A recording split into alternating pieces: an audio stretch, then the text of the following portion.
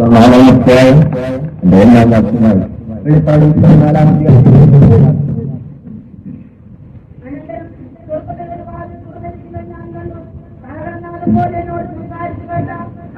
ശത്രുവിനോട് ഇവിടെ കയറി വരിക, മേലാൽ സംഭവിക്കാനുള്ളത് ഞാൻ നിനക്ക് കാണിച്ചു തരാമെന്ന് കൽപ്പിച്ചു.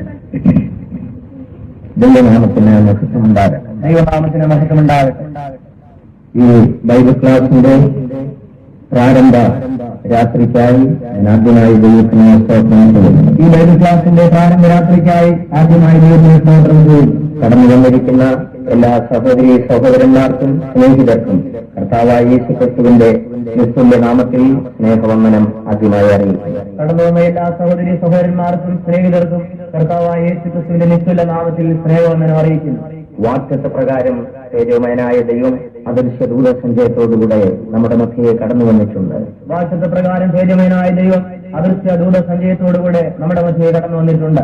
ദാസത്തോടെ ദൈവത്തിനേൽ കടന്നു വന്നിരിക്കുന്നവരെ തൃപ്തരാക്കി അയക്കുവാൻ ദൈവം ആഗ്രഹിക്കുകയാണ്. ദാഹത്തോടെ ദൈവസന്നിധിയിൽ കടന്നു വന്നിരിക്കുന്നവരെ തൃപ്തരാക്കി അയക്കുവാൻ ദൈവം ആഗ്രഹിക്കുകയാണ്.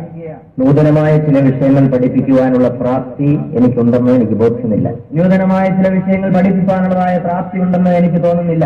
ഞാൻ ദൈവത്തിന്റെ സന്നിധിയിൽ ഏറ്റവും ചെറിയവനാണ്. എങ്കിലും ദൈവത്തിന്റെ കരങ്ങളിൽ ഞാൻ എന്നെ താഴ്ത്തി സമർപ്പിക്കുകയാണ്. നിങ്ങൾ പ്രാർത്ഥനയോടെ ദൈവസന്നിധിയിലായിരിക്കുമെങ്കിൽ ദൈവത്തിന്റെ പരിശുദ്ധാത്മാവ് നിങ്ങളോട് സംസാരിക്കാനിടയാകും. നിങ്ങൾ പ്രാർത്ഥനയോടെ ദൈവസന്നിധിയിലായിരിക്കുന്നെങ്കിൽ ദൈവത്തിന്റെ പരിശുദ്ധാത്മാവ് നിങ്ങളോട് സംസാരിക്കാനിടയാകും. എന്റെ വാക്കുകൾ ഒരിക്കലും മാനുഷികമാകരുത് എന്നൊരു പ്രാർത്ഥന എനിക്ക് ദൈവസന്നിധിയിലുണ്ട്.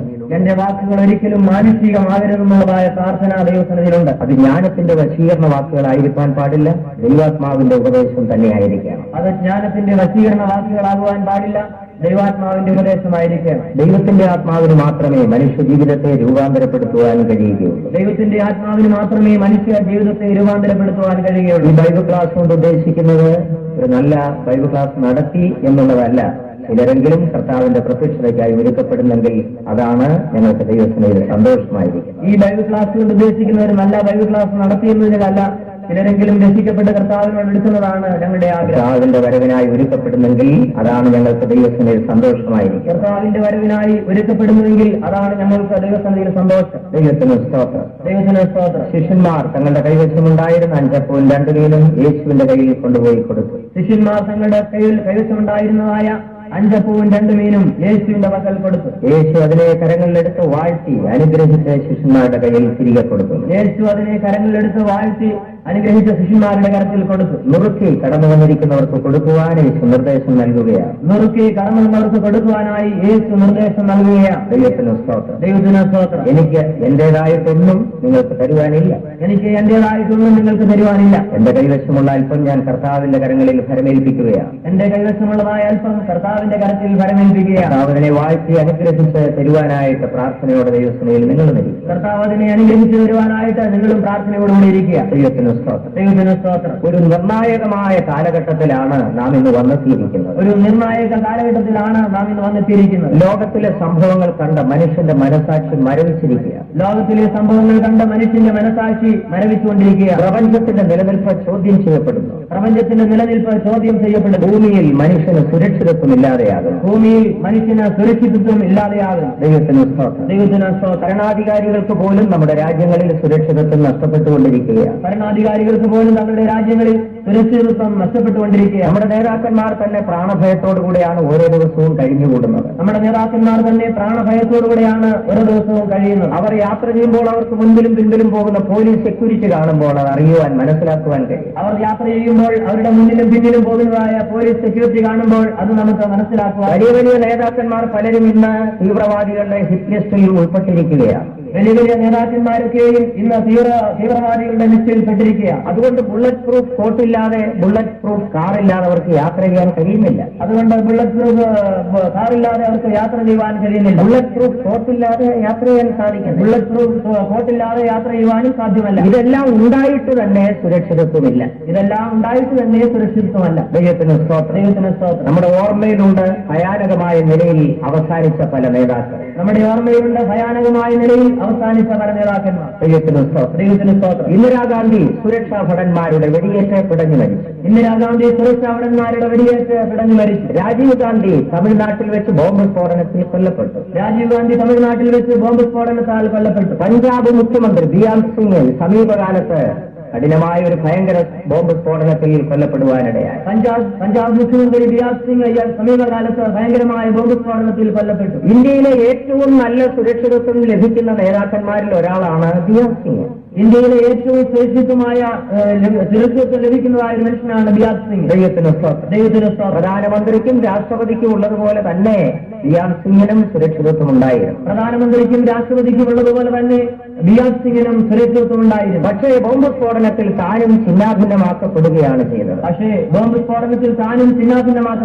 ഇതെല്ലാം കാണുമ്പോൾ മനുഷ്യൻ നെടുവീർപ്പെടുന്നു. ആർക്കിവിടെ സുരക്ഷിതത്വമുണ്ട്? ഇതെല്ലാം കാണുമ്പോൾ മനുഷ്യൻ നെടുവീർപ്പെടുകയാണ്. ആർക്ക് സുരക്ഷിതത്വം? ഒരർത്ഥത്തിൽ പറഞ്ഞാൽ എല്ലാവരും പ്രാണഭയത്തിലാണ് ഇന്നത്തെ ലോകത്തിൽ ജീവിക്കുന്നത്. ഒരർത്ഥത്തിൽ പറഞ്ഞാൽ എല്ലാവരും പ്രാണഭയത്തിലാണ് ഇന്നത്തെ ലോകത്തിൽ ജീവിക്കുന്നത്. മനുഷ്യൻ ചോദിക്കുന്നു, ലോകത്തിന്റെ ഗതി എങ്ങോട്ടാണ്? മനുഷ്യൻ ചോദിക്കുന്നു, ലോകത്തിന്റെ ഗതി എങ്ങോട്ടാണ്? ഈ അവസ്ഥയിൽ പോയാൽ എവിടെ ചെന്ന് അവസാനിക്കും? ഈ അവസ്ഥയിൽ പോയാൽ എവിടെ ചെന്ന് അവസാനിക്കും? നാളെ എന്ത് സംഭവിക്കാൻ പോകും? നാളെ എന്ത് സംഭവിക്കാൻ പോകും? ഇതെല്ലാം മനുഷ്യന്റെ ഹൃദയത്തിൽ ഉയർന്നു വരുന്ന ചോദ്യങ്ങളാണ്. ഇതെല്ലാം മനുഷ്യന്റെ ഹൃദയത്തിൽ ഉയരുന്ന ചോദ്യങ്ങളാണ്. ഈ പ്രപഞ്ചത്തിന് എന്ത് സംഭവിക്കും? ഈ പ്രപഞ്ചത്തിന് എന്ത് സംഭവിക്കും? ഇന്ന് കാണുന്ന ഈ മനുഷ്യവർഗത്തിന് എന്ത് സംഭവിക്കും? ഇന്ന് കാണുന്ന ഈ മനുഷ്യവർഗത്തിന് എന്ത് സംഭവിക്കും? ഇന്നത്തെ രാഷ്ട്രങ്ങൾക്ക് എന്ത് സംഭവിക്കും? ഇന്നത്തെ രാഷ്ട്രങ്ങൾക്ക് എന്ത് സംഭവിക്കും? ഈ ചോദ്യങ്ങൾക്കൊന്നും വ്യക്തമായ മറുപടി നൽകുവാൻ ആർക്കും ഇന്ന് ഭൂമിയിൽ സാധിക്കുന്നില്ല. ഈ ചോദ്യങ്ങൾക്കൊക്കെയും വ്യക്തമായ മറുപടി നൽകുവാൻ ഇന്ന് ആർക്കും കഴിയുന്നില്ല.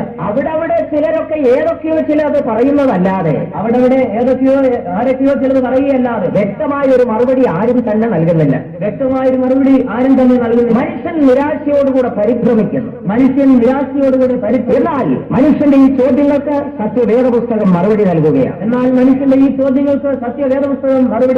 സത്യവേദ പുസ്തകത്തിന് മാത്രമേ മനുഷ്യന്റെ ഈ ചോദ്യങ്ങൾക്ക് മറുപടി നൽകുവാൻ കഴിയുന്നുള്ളൂ. സത്യവേദ പുസ്തകത്തിന് മാത്രമേ മനുഷ്യന്റെ ഈ ചോദ്യങ്ങൾക്ക് മറുപടി നൽകുവാൻ കഴിയൂ. നാം വായിച്ച വേദഭാഗത്തിലേക്ക് കടന്നു വരുമ്പോൾ ഇവിടെ കയറി വരിക, മേലാൽ സംഭവിക്കാനുള്ളത് ഞാൻ നിന്നെ കാണിച്ചു തരാം. ഇവിടെ കയറി വരിക, മേലാൽ സംഭവിക്കാനുള്ളത് ഞാൻ നിന്നെ കാണിച്ചു തരാം. ഈ ദിവസങ്ങളിൽ നിങ്ങളോട് സംസാരിക്കുവാൻ ആഗ്രഹിക്കുന്ന വിഷയം അതാണ്. ഈ ദിവസങ്ങളിലായിട്ട് നിങ്ങളോട് സംസാരിക്കാൻ ആഗ്രഹിക്കുന്ന വിഷയം, മേലാൽ സംഭവിക്കാനുള്ള വിഷയങ്ങൾ വേദപുസ്തകത്തിന്റെ അടിസ്ഥാനത്തിൽ ബൈബിൾ ചാർട്ടിന്റെ സഹായത്തോടെ നിങ്ങളോട് സംസാരിക്കാൻ താല്പര്യപ്പെടുന്നു. മേലാൽ സംഭവിക്കാനുള്ളത് വേദപുസ്തകത്തിന്റെ അടിസ്ഥാനത്തിൽ ബൈബിൾ ചാർട്ടിന്റെ സഹായത്തോടുകൂടെ നിങ്ങളോട് സംസാരിക്കാൻ താല്പര്യപ്പെടുകയാണ്. പുതിയ നിയമത്തിലെ ഏക പ്രവചന പുസ്തകമാണ് വെളിപ്പാട് പുസ്തകം. പുതിയ നിയമത്തിലെ ഏക പ്രവചന പുസ്തകമാണ് വെളിപ്പാട് പുസ്തകം. വേദപുസ്തകം 3 ഒരു ഭാഗം പ്രവചനങ്ങളാണ്. വേദപുസ്തകം 3 1 ഭാഗം പ്രവചനങ്ങളാണ്. അതിനെ 3ആയിട്ടാണ് തിരിക്കുന്നത്. പ്രവചനങ്ങളെ 3ആയിട്ട് തിരിക്കാം. ദൈവത്തിന് സ്തോത്രം. നിറവേറി കഴിഞ്ഞ പ്രവചനങ്ങൾ, നിറവേറിക്കൊണ്ടിരിക്കുന്ന പ്രവചനങ്ങൾ, ഇനിയും നിറവേറുവാനുള്ള പ്രവചനങ്ങൾ, ദൈവത്തിന് മഹത്വമുണ്ടാകട്ടെ. ഇനിയും നിറവേറുവാനുള്ള പ്രവചനങ്ങളെ കുറിച്ചാണ് പ്രത്യേകമായിട്ട് പറയുവാൻ താല്പര്യപ്പെടുന്നത്. ഇനി നിറവേറുവാനുള്ളതായ പ്രവചനങ്ങളെ കുറിച്ചാണ് നിങ്ങളോട് അറിയിപ്പാനുള്ളത്. ദൈവത്തിന് സ്തോത്രം. വെളിപ്പാട് പുസ്തകത്തിൽ ആകെ 22 അധ്യായങ്ങളാണുള്ളത്. വെളിപ്പാട് പുസ്തകത്തിൽ ആകെ 22 അധ്യായങ്ങളാണുള്ളത്. ഈ വെളിപ്പാട് പുസ്തകം തന്നെ ഒരു മറനീക്കലാണ്. ദൈവത്തിന് സ്തോത്രം. മറയ്ക്കപ്പെട്ടിരിക്കുന്ന ഏതോ ഒന്നിന്റെ പുറത്തുനിന്ന് മറ നീക്കുന്നത് പോലെ, 4 മുതലുള്ള അധ്യായങ്ങൾ മുഴുവൻ ഭാവിയിൽ സംഭവിക്കാനുള്ള വിഷയങ്ങളാണ്. 4 മുതലുള്ള അധ്യായങ്ങളുമായ ഭാഗങ്ങൾ ഇനി ഭാവിയിൽ സംഭവിക്കേണ്ടതാണ്. ദൈവത്തിന് സ്തോത്രം. 22 അധ്യായങ്ങളെ കുറിച്ച് ഒരു ചുരുക്കമായി പറഞ്ഞാൽ, 22 അധ്യായങ്ങളെ കുറിച്ച് ചുരുക്കമായി പറഞ്ഞാൽ, 1-ാം അധ്യായം അത് എഴുതുവാനുണ്ടായ പശ്ചാത്തലം, 1-ാമത്തെ അധ്യായം അത് എഴുതുവാനുണ്ടായ പശ്ചാത്തലം, മാത്രമല്ല ക്രിസ്തുവിനെ കുറിച്ചുള്ള ഒരു വെളിപ്പാടും ആ അധ്യായത്തിൽ വിവരിക്കുന്നു. 2-3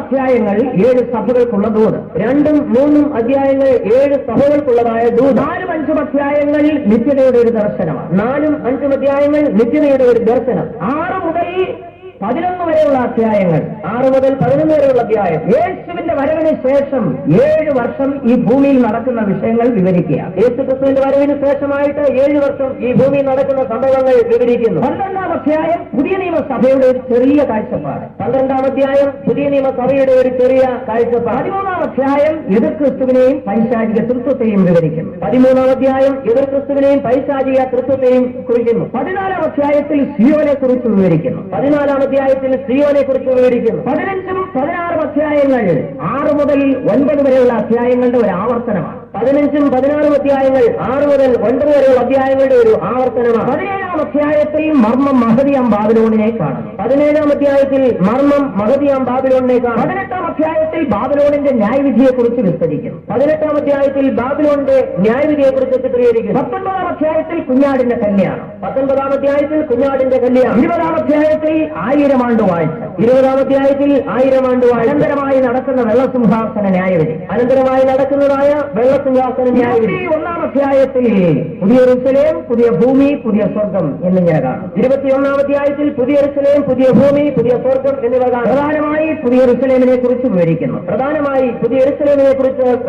22ാം അധ്യായം നിത്യത. 22ാം അധ്യായം നിത്യത. ഇങ്ങനെയാണ് വെളിപ്പാട് പുസ്തകത്തെ നാം വിവരിച്ച് പഠിക്കുന്നത്. അതിൽ 4 മുതലുള്ള അധ്യായങ്ങളെ കുറിച്ചാണ് ചിന്തിപ്പാൻ ആഗ്രഹിക്കുന്നത്. എന്നാൽ അതിൽ 4 മുതലുള്ള അധ്യായങ്ങളെ കുറിച്ചാണ് ചിന്തിപ്പാൻ ആഗ്രഹിക്കുന്നത്. ഇവിടെ കയറി വരിക മേലാൽ സംഭവിപ്പാനുള്ളത് ഞാൻ നിങ്ങൾക്ക് കാണിച്ചു തരാം. ഇവിടെ കയറി വരിക മേലാൽ സംഭവിപ്പാനുള്ളത് ഞാൻ നിന്നെ കാണിച്ചു തരാം. ഞങ്ങളുടെ പിമ്പിൽ ഒരു ചാർട്ട് വലിച്ചു കെട്ടിയിട്ടുണ്ട്. വേദപുസ്തകത്തിലെ 66 പുസ്തകങ്ങളുടെ സത്യങ്ങൾ ഈ ചാർട്ടിൽ രേഖപ്പെടുത്തിയിരിക്കുന്നു. വേദപുസ്തകത്തിലെ 66 പുസ്തകങ്ങളുടെ സത്യങ്ങൾ ഈ ചാർട്ടിൽ രേഖപ്പെടുത്തിയിരിക്കുകയാണ്. ദൈവത്തിന് സ്തോത്രം. ദൈവം അനുവദിച്ചാൽ പിന്നീട് അതിനെക്കുറിച്ച് വിശദമായി പറയാം. ഈ മീറ്റിംഗിന്റെ പേര് ബൈബിൾ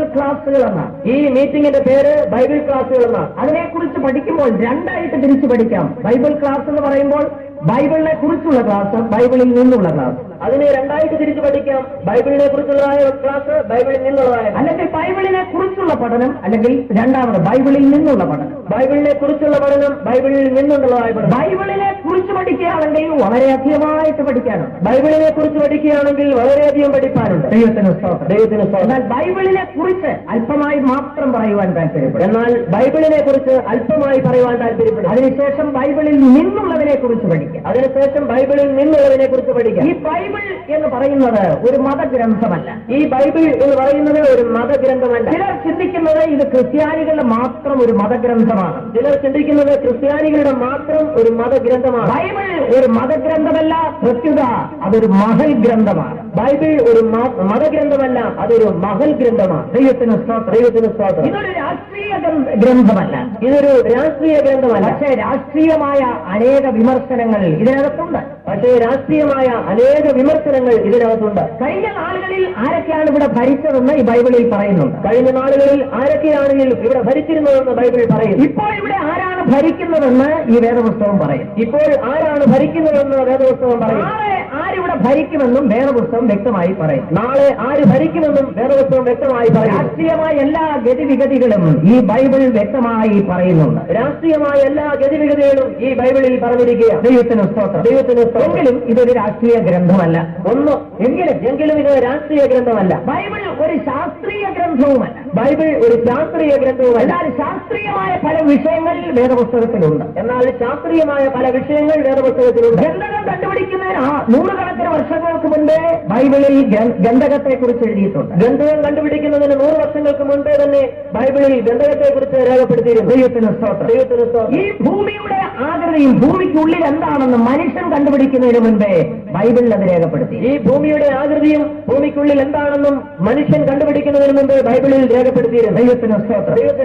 ഏതാണ്ട് 1000 വർഷങ്ങൾക്ക് മുൻപ് ഭൂമിയുടെ അടിയിലെ തീയാണെന്ന് പറഞ്ഞാൽ മനുഷ്യന് വിശ്വസിക്കാൻ ബുദ്ധിമുട്ടുണ്ട്. ഏതാണ്ട് 1000 വർഷങ്ങൾക്ക് മുമ്പ് ഭൂമിയുടെ അടിയിൽ തീയാണെന്ന് പറഞ്ഞാൽ ആരും വിശ്വസിക്കുകയില്ല. 1000 വർഷം തൊട്ട് 100 വർഷങ്ങൾക്ക് മുൻപ് ഈ ഭൂമിയുടെ അടിയിൽ തീയാണെന്ന് പറഞ്ഞാൽ വിശ്വസിക്കുമായിരുന്നു. 1000 തൊട്ട് 100 വർഷങ്ങൾക്ക് മുമ്പ് ഈ ഭൂമിയുടെ അടിയിൽ തീയായിരുന്നു പറഞ്ഞാൽ മനുഷ്യൻ ചിന്തിക്കുമോ? വിശ്വസിക്കുമോ? എന്നാൽ ഇത് മനുഷ്യൻ കണ്ടുപിടിക്കുന്നതിന് ആയിരക്കണക്കിന് വർഷങ്ങൾക്ക് മുൻപേ പരിശുദ്ധാത്മാവ് ഇത് കണ്ടുപിടിച്ചിരുന്നു. എന്നാൽ ഇത് മനുഷ്യൻ കണ്ടുപിടിക്കുന്നതിന് ആയിരക്കണക്കിന് വർഷങ്ങൾക്ക് മുമ്പേ പരിശുദ്ധാത്മാവ് ഇത് കണ്ടുപിടിച്ചു. അബ്രഹാമിന് സമകാലീനനായിരുന്ന ഇയ്യോബ് തന്റെ പുസ്തകത്തിൽ ഭൂമിയുടെ പ്രകൃതിയെ കുറിച്ച് എഴുതുന്നു. അബ്രഹാമിന് സമകാലീനനായ ഇയ്യോബ് ഭൂമിയുടെ ചിത്രത്തെ പ്രകൃതിയെ കുറിച്ച് പുസ്തകത്തിൽ എഴുതുന്നു. ഭൂമിയുടെ അടിയിൽ തീ കൊണ്ടെന്ന പോലെ മറിയുന്നു എന്ന്. ഭൂമിയുടെ അടിഭാഗം തീ കൊണ്ടെന്ന പോലെ മറിയുന്നു. അതിന് മുകളിലോ മനുഷ്യൻ കൃഷി ചെയ്യുന്നു, വിളവുണ്ടാക്കും. അതിന് മുകളിലോ മനുഷ്യൻ കൃഷി ചെയ്യുന്നു, ഭാഗം തീ കൊണ്ടെന്ന പോലെ മറിയും. അതിന്റെ അതോ ഭാഗം തീ കൊണ്ടെന്ന പോലെ മറിയും. ഇതിന്റെ അടിയിൽ തിളച്ചു മറിയുന്ന ലാവയാണെന്ന് മനുഷ്യൻ കണ്ടുപിടിക്കുന്നതിന് മുമ്പേ പരിശുദ്ധാത്മാവ് അത് കണ്ടുപിടിച്ചു. ഇതിന്റെ അടിയിൽ തിളച്ചു പറയുന്ന ലാവയാണെന്ന് മനുഷ്യൻ കണ്ടുപിടിക്കുന്നതിന് മുമ്പേ പരിശുദ്ധാത്മാവ് കണ്ടുപിടിച്ചിരുന്നു. ശാസ്ത്രീയമായ നിഗമനങ്ങൾ വേദപുസ്തകത്തിലുണ്ട്. ശാസ്ത്രീയമായ നിഗമനങ്ങൾ വേദപുസ്തകത്തിലുണ്ട്. മനുഷ്യൻ ശൂന്യാകാശത്തിൽ ചെന്നെത്തുമെന്ന് 100 വർഷങ്ങൾക്ക് മുമ്പ് പറഞ്ഞാൽ വിശ്വസിക്കാൻ ബുദ്ധിമുട്ടായിരുന്നു. മനുഷ്യൻ ശൂന്യാകാശത്ത് ചെല്ലുമെന്ന് 100 വർഷങ്ങൾക്ക് മുമ്പ് പറഞ്ഞാൽ മനുഷ്യൻ വിശ്വസിക്കുമായിരുന്നു. എന്നാൽ ഓബദ്യാവിന്റെ പുസ്തകത്തിൽ നാം വായിക്കുന്നു. നീ കഴുകനെ പോലെ ഉയരത്തിൽ പ്രവേശിച്ചാൽ, നക്ഷത്രങ്ങളുടെ ഇടയിൽ കൂടുവെച്ചാൽ മനുഷ്യൻ കഴുകനെ പോലെ ഉയരുമെന്നും നക്ഷത്രങ്ങളുടെ ഇടയിൽ കൂടുവെക്കുമെന്നും പ്രവാചകൻ മുൻകൂട്ടി കാണും. മനുഷ്യൻ കഴുകനെ പോലെ ഉയരുമെന്നും നക്ഷത്രങ്ങളുടെ ഇടയിൽ കൂടുവെക്കുമെന്നും പ്രവാചകൻ മുൻകൂട്ടി കണ്ടു. എന്നാൽ ഈ സമീപകാലത്താണ് മനുഷ്യൻ അത് വിശ്വസിപ്പാൻ കഴിഞ്ഞത്. ദൈവത്തിന് സ്തോത്രം. അതുകൊണ്ടാണ് ഞാൻ പറഞ്ഞത് ഇത് ശാസ്ത്രീയ ഗ്രന്ഥമല്ലെങ്കിലും ശാസ്ത്രീയമായ പല വിഷയങ്ങൾ ഇതിനകത്തുണ്ട്. അതുകൊണ്ടാണ് പറഞ്ഞത് ഇത് ശാസ്ത്രീയമായ ഗ്രന്ഥമല്ലെങ്കിലും ശാസ്ത്രീയമായ അനേക വിഷയങ്ങൾ ഇതിലുണ്ട്. ജനാധിപത്യ ഭരണ സംവിധാനം ഈ ഭൂമിയിൽ വരുമെന്ന് ഈ ഭരണം ഉണ്ടാകുന്നതിന് 100 കണക്കിന് വർഷങ്ങൾക്ക് മുമ്പേ പ്രവചിച്ചിരുന്നു. ജനാധിപത്യ ഭരണം ഭൂമിയിൽ വരുമെന്ന്, ഈ ഭരണം നിലവിൽ വരുന്നതിന് 100 വർഷങ്ങൾക്ക് മുമ്പേ, 100 കണക്കിന് വർഷങ്ങൾക്ക് മുമ്പേ ബൈബിളിൽ പറഞ്ഞിരുന്നു. ദൈവത്തിന് സ്തോത്രം. ഒരു ലോകത്തിലും രാജകീയ ഭരണം നിലനിൽക്കുന്ന കാലം, മുഴുവൻ ലോകത്തിലും രാജകീയമായ ഭരണം നിലനിൽക്കുന്ന കാലം. രാജകീയ ഭരണം നീക്കപ്പെടുമെന്നും ജനാധിപത്യ ഭരണം വരുമെന്നും ബൈബിൾ മുൻകൂട്ടി പറയുന്നു. രാജകീയ ഭരണം നീക്കപ്പെടുമെന്നും ജനാധിപത്യ ഭരണം വരുമെന്നും ബൈബിൾ നേരത്തെ പറഞ്ഞിരുന്നു. ദൈവത്തിന് സ്തോത്രം. എന്നാൽ അത് സമീപകാലത്താണ് നാം കാണുവാൻ തുടങ്ങിയത്. ദൈവത്തിന് സ്തോത്രം. ഒരു ശാസ്ത്രീയ ഗ്രന്ഥമല്ല, മതഗ്രന്ഥമല്ല, രാഷ്ട്രീയ ഗ്രന്ഥവുമല്ല. പിന്നെ ബൈബിൾ എന്താണ്? മനുഷ്യനോടുള്ള ദൈവത്തിന്റെ അരുളപ്പാടാണ് സത്യവേദ പുസ്തകം. മനുഷ്യനോടുള്ള ദൈവത്തിന്റെ അരുളപ്പാടത്രേ സത്യവേദ പുസ്തകം. മനുഷ്യനോടുള്ള ദൈവത്തിന്റെ ദിവ്യമായ അരുളപ്പാട്, ഏതെങ്കിലും ഒരു ജാതിയോടുള്ളതല്ല, മതവിഭാഗത്തോടുള്ളതല്ല, ഒരു പ്രത്യേക മതവിഭാഗത്തോടുള്ളതല്ല. സകല ഭൂസീമവാസികൾക്കുമുള്ള ദൈവിക ആലോചനയാണ് സത്യവേദ പുസ്തകം. സകല ഭൂസീമവാസികളോടുള്ളതായ ദൈവത്തിന്റെ ആലോചനയത്രേ സത്യവേദ പുസ്തകം. ദൈവത്തിന് സ്തോത്രം. ഏറെക്കുറെ 1600 വർഷങ്ങൾ കൊണ്ടാണ് ഈ വേദപുസ്തകം എഴുതിയത്. 1600 വർഷങ്ങൾ കൊണ്ടാണ് വേദപുസ്തകം എഴുതിയത്. എഴുതുവാൻ തുടങ്ങിയത് BC 1500ലാണ്. ഇത് എഴുതുവാൻ തുടങ്ങിയത് BC 1500ലാണ്. ആദ്യത്തെ 5 പുസ്തകങ്ങൾ മോശയാൽ എഴുതപ്പെട്ടതാണ്. അതിനെ ചോദ്യം ചെയ്യുന്ന മനുഷ്യരുമുണ്ട്. എന്നാൽ നമുക്ക് തെളിവുകൾ വെച്ച് നോക്കിയാൽ മോശയാണ് അത് എഴുതിയെന്ന് വെളിപ്പെടുത്തുവാൻ കഴിയും. മോശ തന്നെയാണ് എഴുതിയെന്ന് മനസ്സിലാകുവാൻ കഴിയും. 1500 BC 1500 എഴുതുവാൻ തുടങ്ങി. AD 100 വരെയുള്ള കാലഘട്ടങ്ങളിൽ ജീവിച്ചിരുന്ന 40-ലധികം എഴുത്തുകാരാലാണ് ഈ വേദപുസ്തകം എഴുതപ്പെട്ടത്. 40-ലധികം എഴുത്തുകാരന്മാരാലാണ് ഈ വേദപുസ്തകം എഴുതപ്പെട്ടത്. ഇതിൽ എഴുതിയിരിക്കുന്ന പലരും തമ്മിൽ കണ്ടിട്ടില്ല. ദൈവത്തിന് സ്തോത്രം. പക്ഷേ ഇവർ എഴുതിയിരിക്കുന്ന വിഷയങ്ങൾ പരസ്പരം ബന്ധിക്കപ്പെട്ടതാണ്. ബന്ധമുള്ളതാണ്. ദാനിയേൽ ക്രിസ്തുവിന് മുൻപ് 500 വർഷങ്ങൾക്ക് മുൻപ് ജീവിച്ചിരുന്ന ആളാണ്. എന്നാൽ യോഹന്നാൻ അപ്പോസ്തലനോ ക്രിസ്തുവിന് ശേഷമുള്ള 1-ാം നൂറ്റാണ്ടിൽ ജീവിച്ചിരുന്ന ആളാണ്.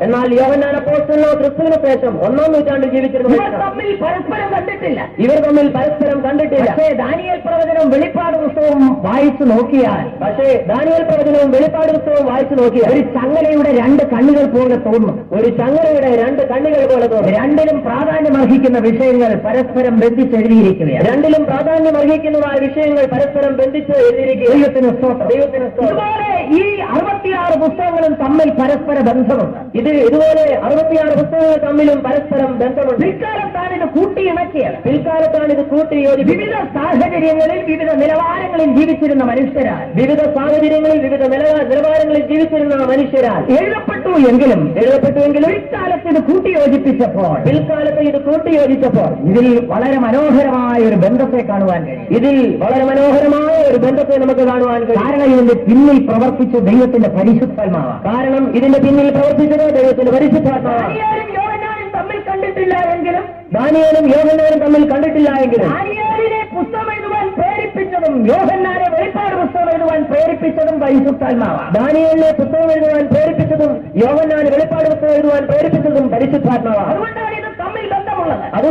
ഇതിന് തമ്മിൽ ബന്ധമുള്ളത്. പിന്നിൽ പ്രവർത്തിച്ച കരം മാനുഷിക കരമല്ല, അത് പരിശുദ്ധാത്മാവിന്റെ കരമാണ്. ഇതിന് പിന്നിൽ പ്രവർത്തിച്ച കരം മാനുഷികമായ കരമല്ല, പരിശുദ്ധാത്മാവിന്റെ കരമത്രേ. ദൈവത്തിന് സ്തോത്രം, ദൈവത്തിന് സ്തോത്രം. ഈ ബൈബിൾ ഞാൻ വിശ്വസിക്കുവാൻ പല കാരണങ്ങളുണ്ട്. ഈ ബൈബിൾ ഞാൻ വിശ്വസിക്കാൻ പല കാരണങ്ങളുണ്ട്. ഞാനൊരു ക്രിസ്ത്യാനി ആയതുകൊണ്ടല്ല വേദപുസ്തകം വിശ്വസിക്കുന്നത്. ഞാൻ ഒരു ക്രിസ്ത്യാനി ആയതുകൊണ്ടല്ല വേദപുസ്തകം വിശ്വസിക്കുന്നത്. വേദപുസ്തകം വിശ്വസിക്കുവാൻ പല കാരണങ്ങളുണ്ട്. വേദപുസ്തകം വിശ്വസിക്കുവാൻ പല കാരണങ്ങളുണ്ട്. ദൈവത്തിന് സ്തോത്രം, ദൈവത്തിന് സ്തോത്രം. ലോകത്തിൽ അനേക പുസ്തകങ്ങൾ ഉണ്ടായിട്ടുണ്ട്. ലോകത്തിൽ അനേക പുസ്തകങ്ങൾ ഉണ്ടായിട്ടുണ്ട്. കാലപ്പഴക്കം കൊണ്ട് അതെല്ലാം ചവറ്റുകൊട്ടയിൽ തള്ളപ്പെട്ടിട്ടുണ്ട്. കാലപ്പഴക്കം കൊണ്ട് അതെല്ലാം ചവറ്റുകൊട്ടയിൽ തള്ളപ്പെട്ടിട്ടുണ്ട്. അതിന്റെ പുതുമ നഷ്ടപ്പെട്ടു പോയിട്ടുണ്ട്. അതിന്റെ പുതുമ നഷ്ടപ്പെട്ടു പോയിട്ടുണ്ട്. മനുഷ്യൻ അതിനെ പുറന്തള്ളിയിട്ടുണ്ട്. മനുഷ്യൻ അതിനെ പുറന്തള്ളിയിട്ടുണ്ട്. എന്നാൽ ആയിരക്കണക്കിന് വർഷങ്ങളായി പുതുമ നഷ്ടപ്പെടാതെ നിലനിൽക്കുന്ന ഒന്നുണ്ടെങ്കിൽ അത് സത്യവേദ പുസ്തകമാണ്. എന്നാൽ ആയിരക്കണക്കിന് വർഷങ്ങളാൽ പുതുമ നഷ്ടപ്പെടാതെ നിലനിൽക്കുന്ന ഒന്നുണ്ടെങ്കിൽ അത് സത്യവേദ പുസ്തകമാണ്. അതുകൊണ്ടാണ് ഞാൻ ഈ വേദപുസ്തകം വിശ്വസിക്കുന്നത്. അതുകൊണ്ടത്ര ഇന്ന് ഞാൻ ഈ സത്യവേദ പുസ്തകത്തിൽ വിശ്വസിക്കുന്നു. എന്തുകൊണ്ട് ഇതിന്റെ പുതുമ നഷ്ടപ്പെടുന്നില്ല?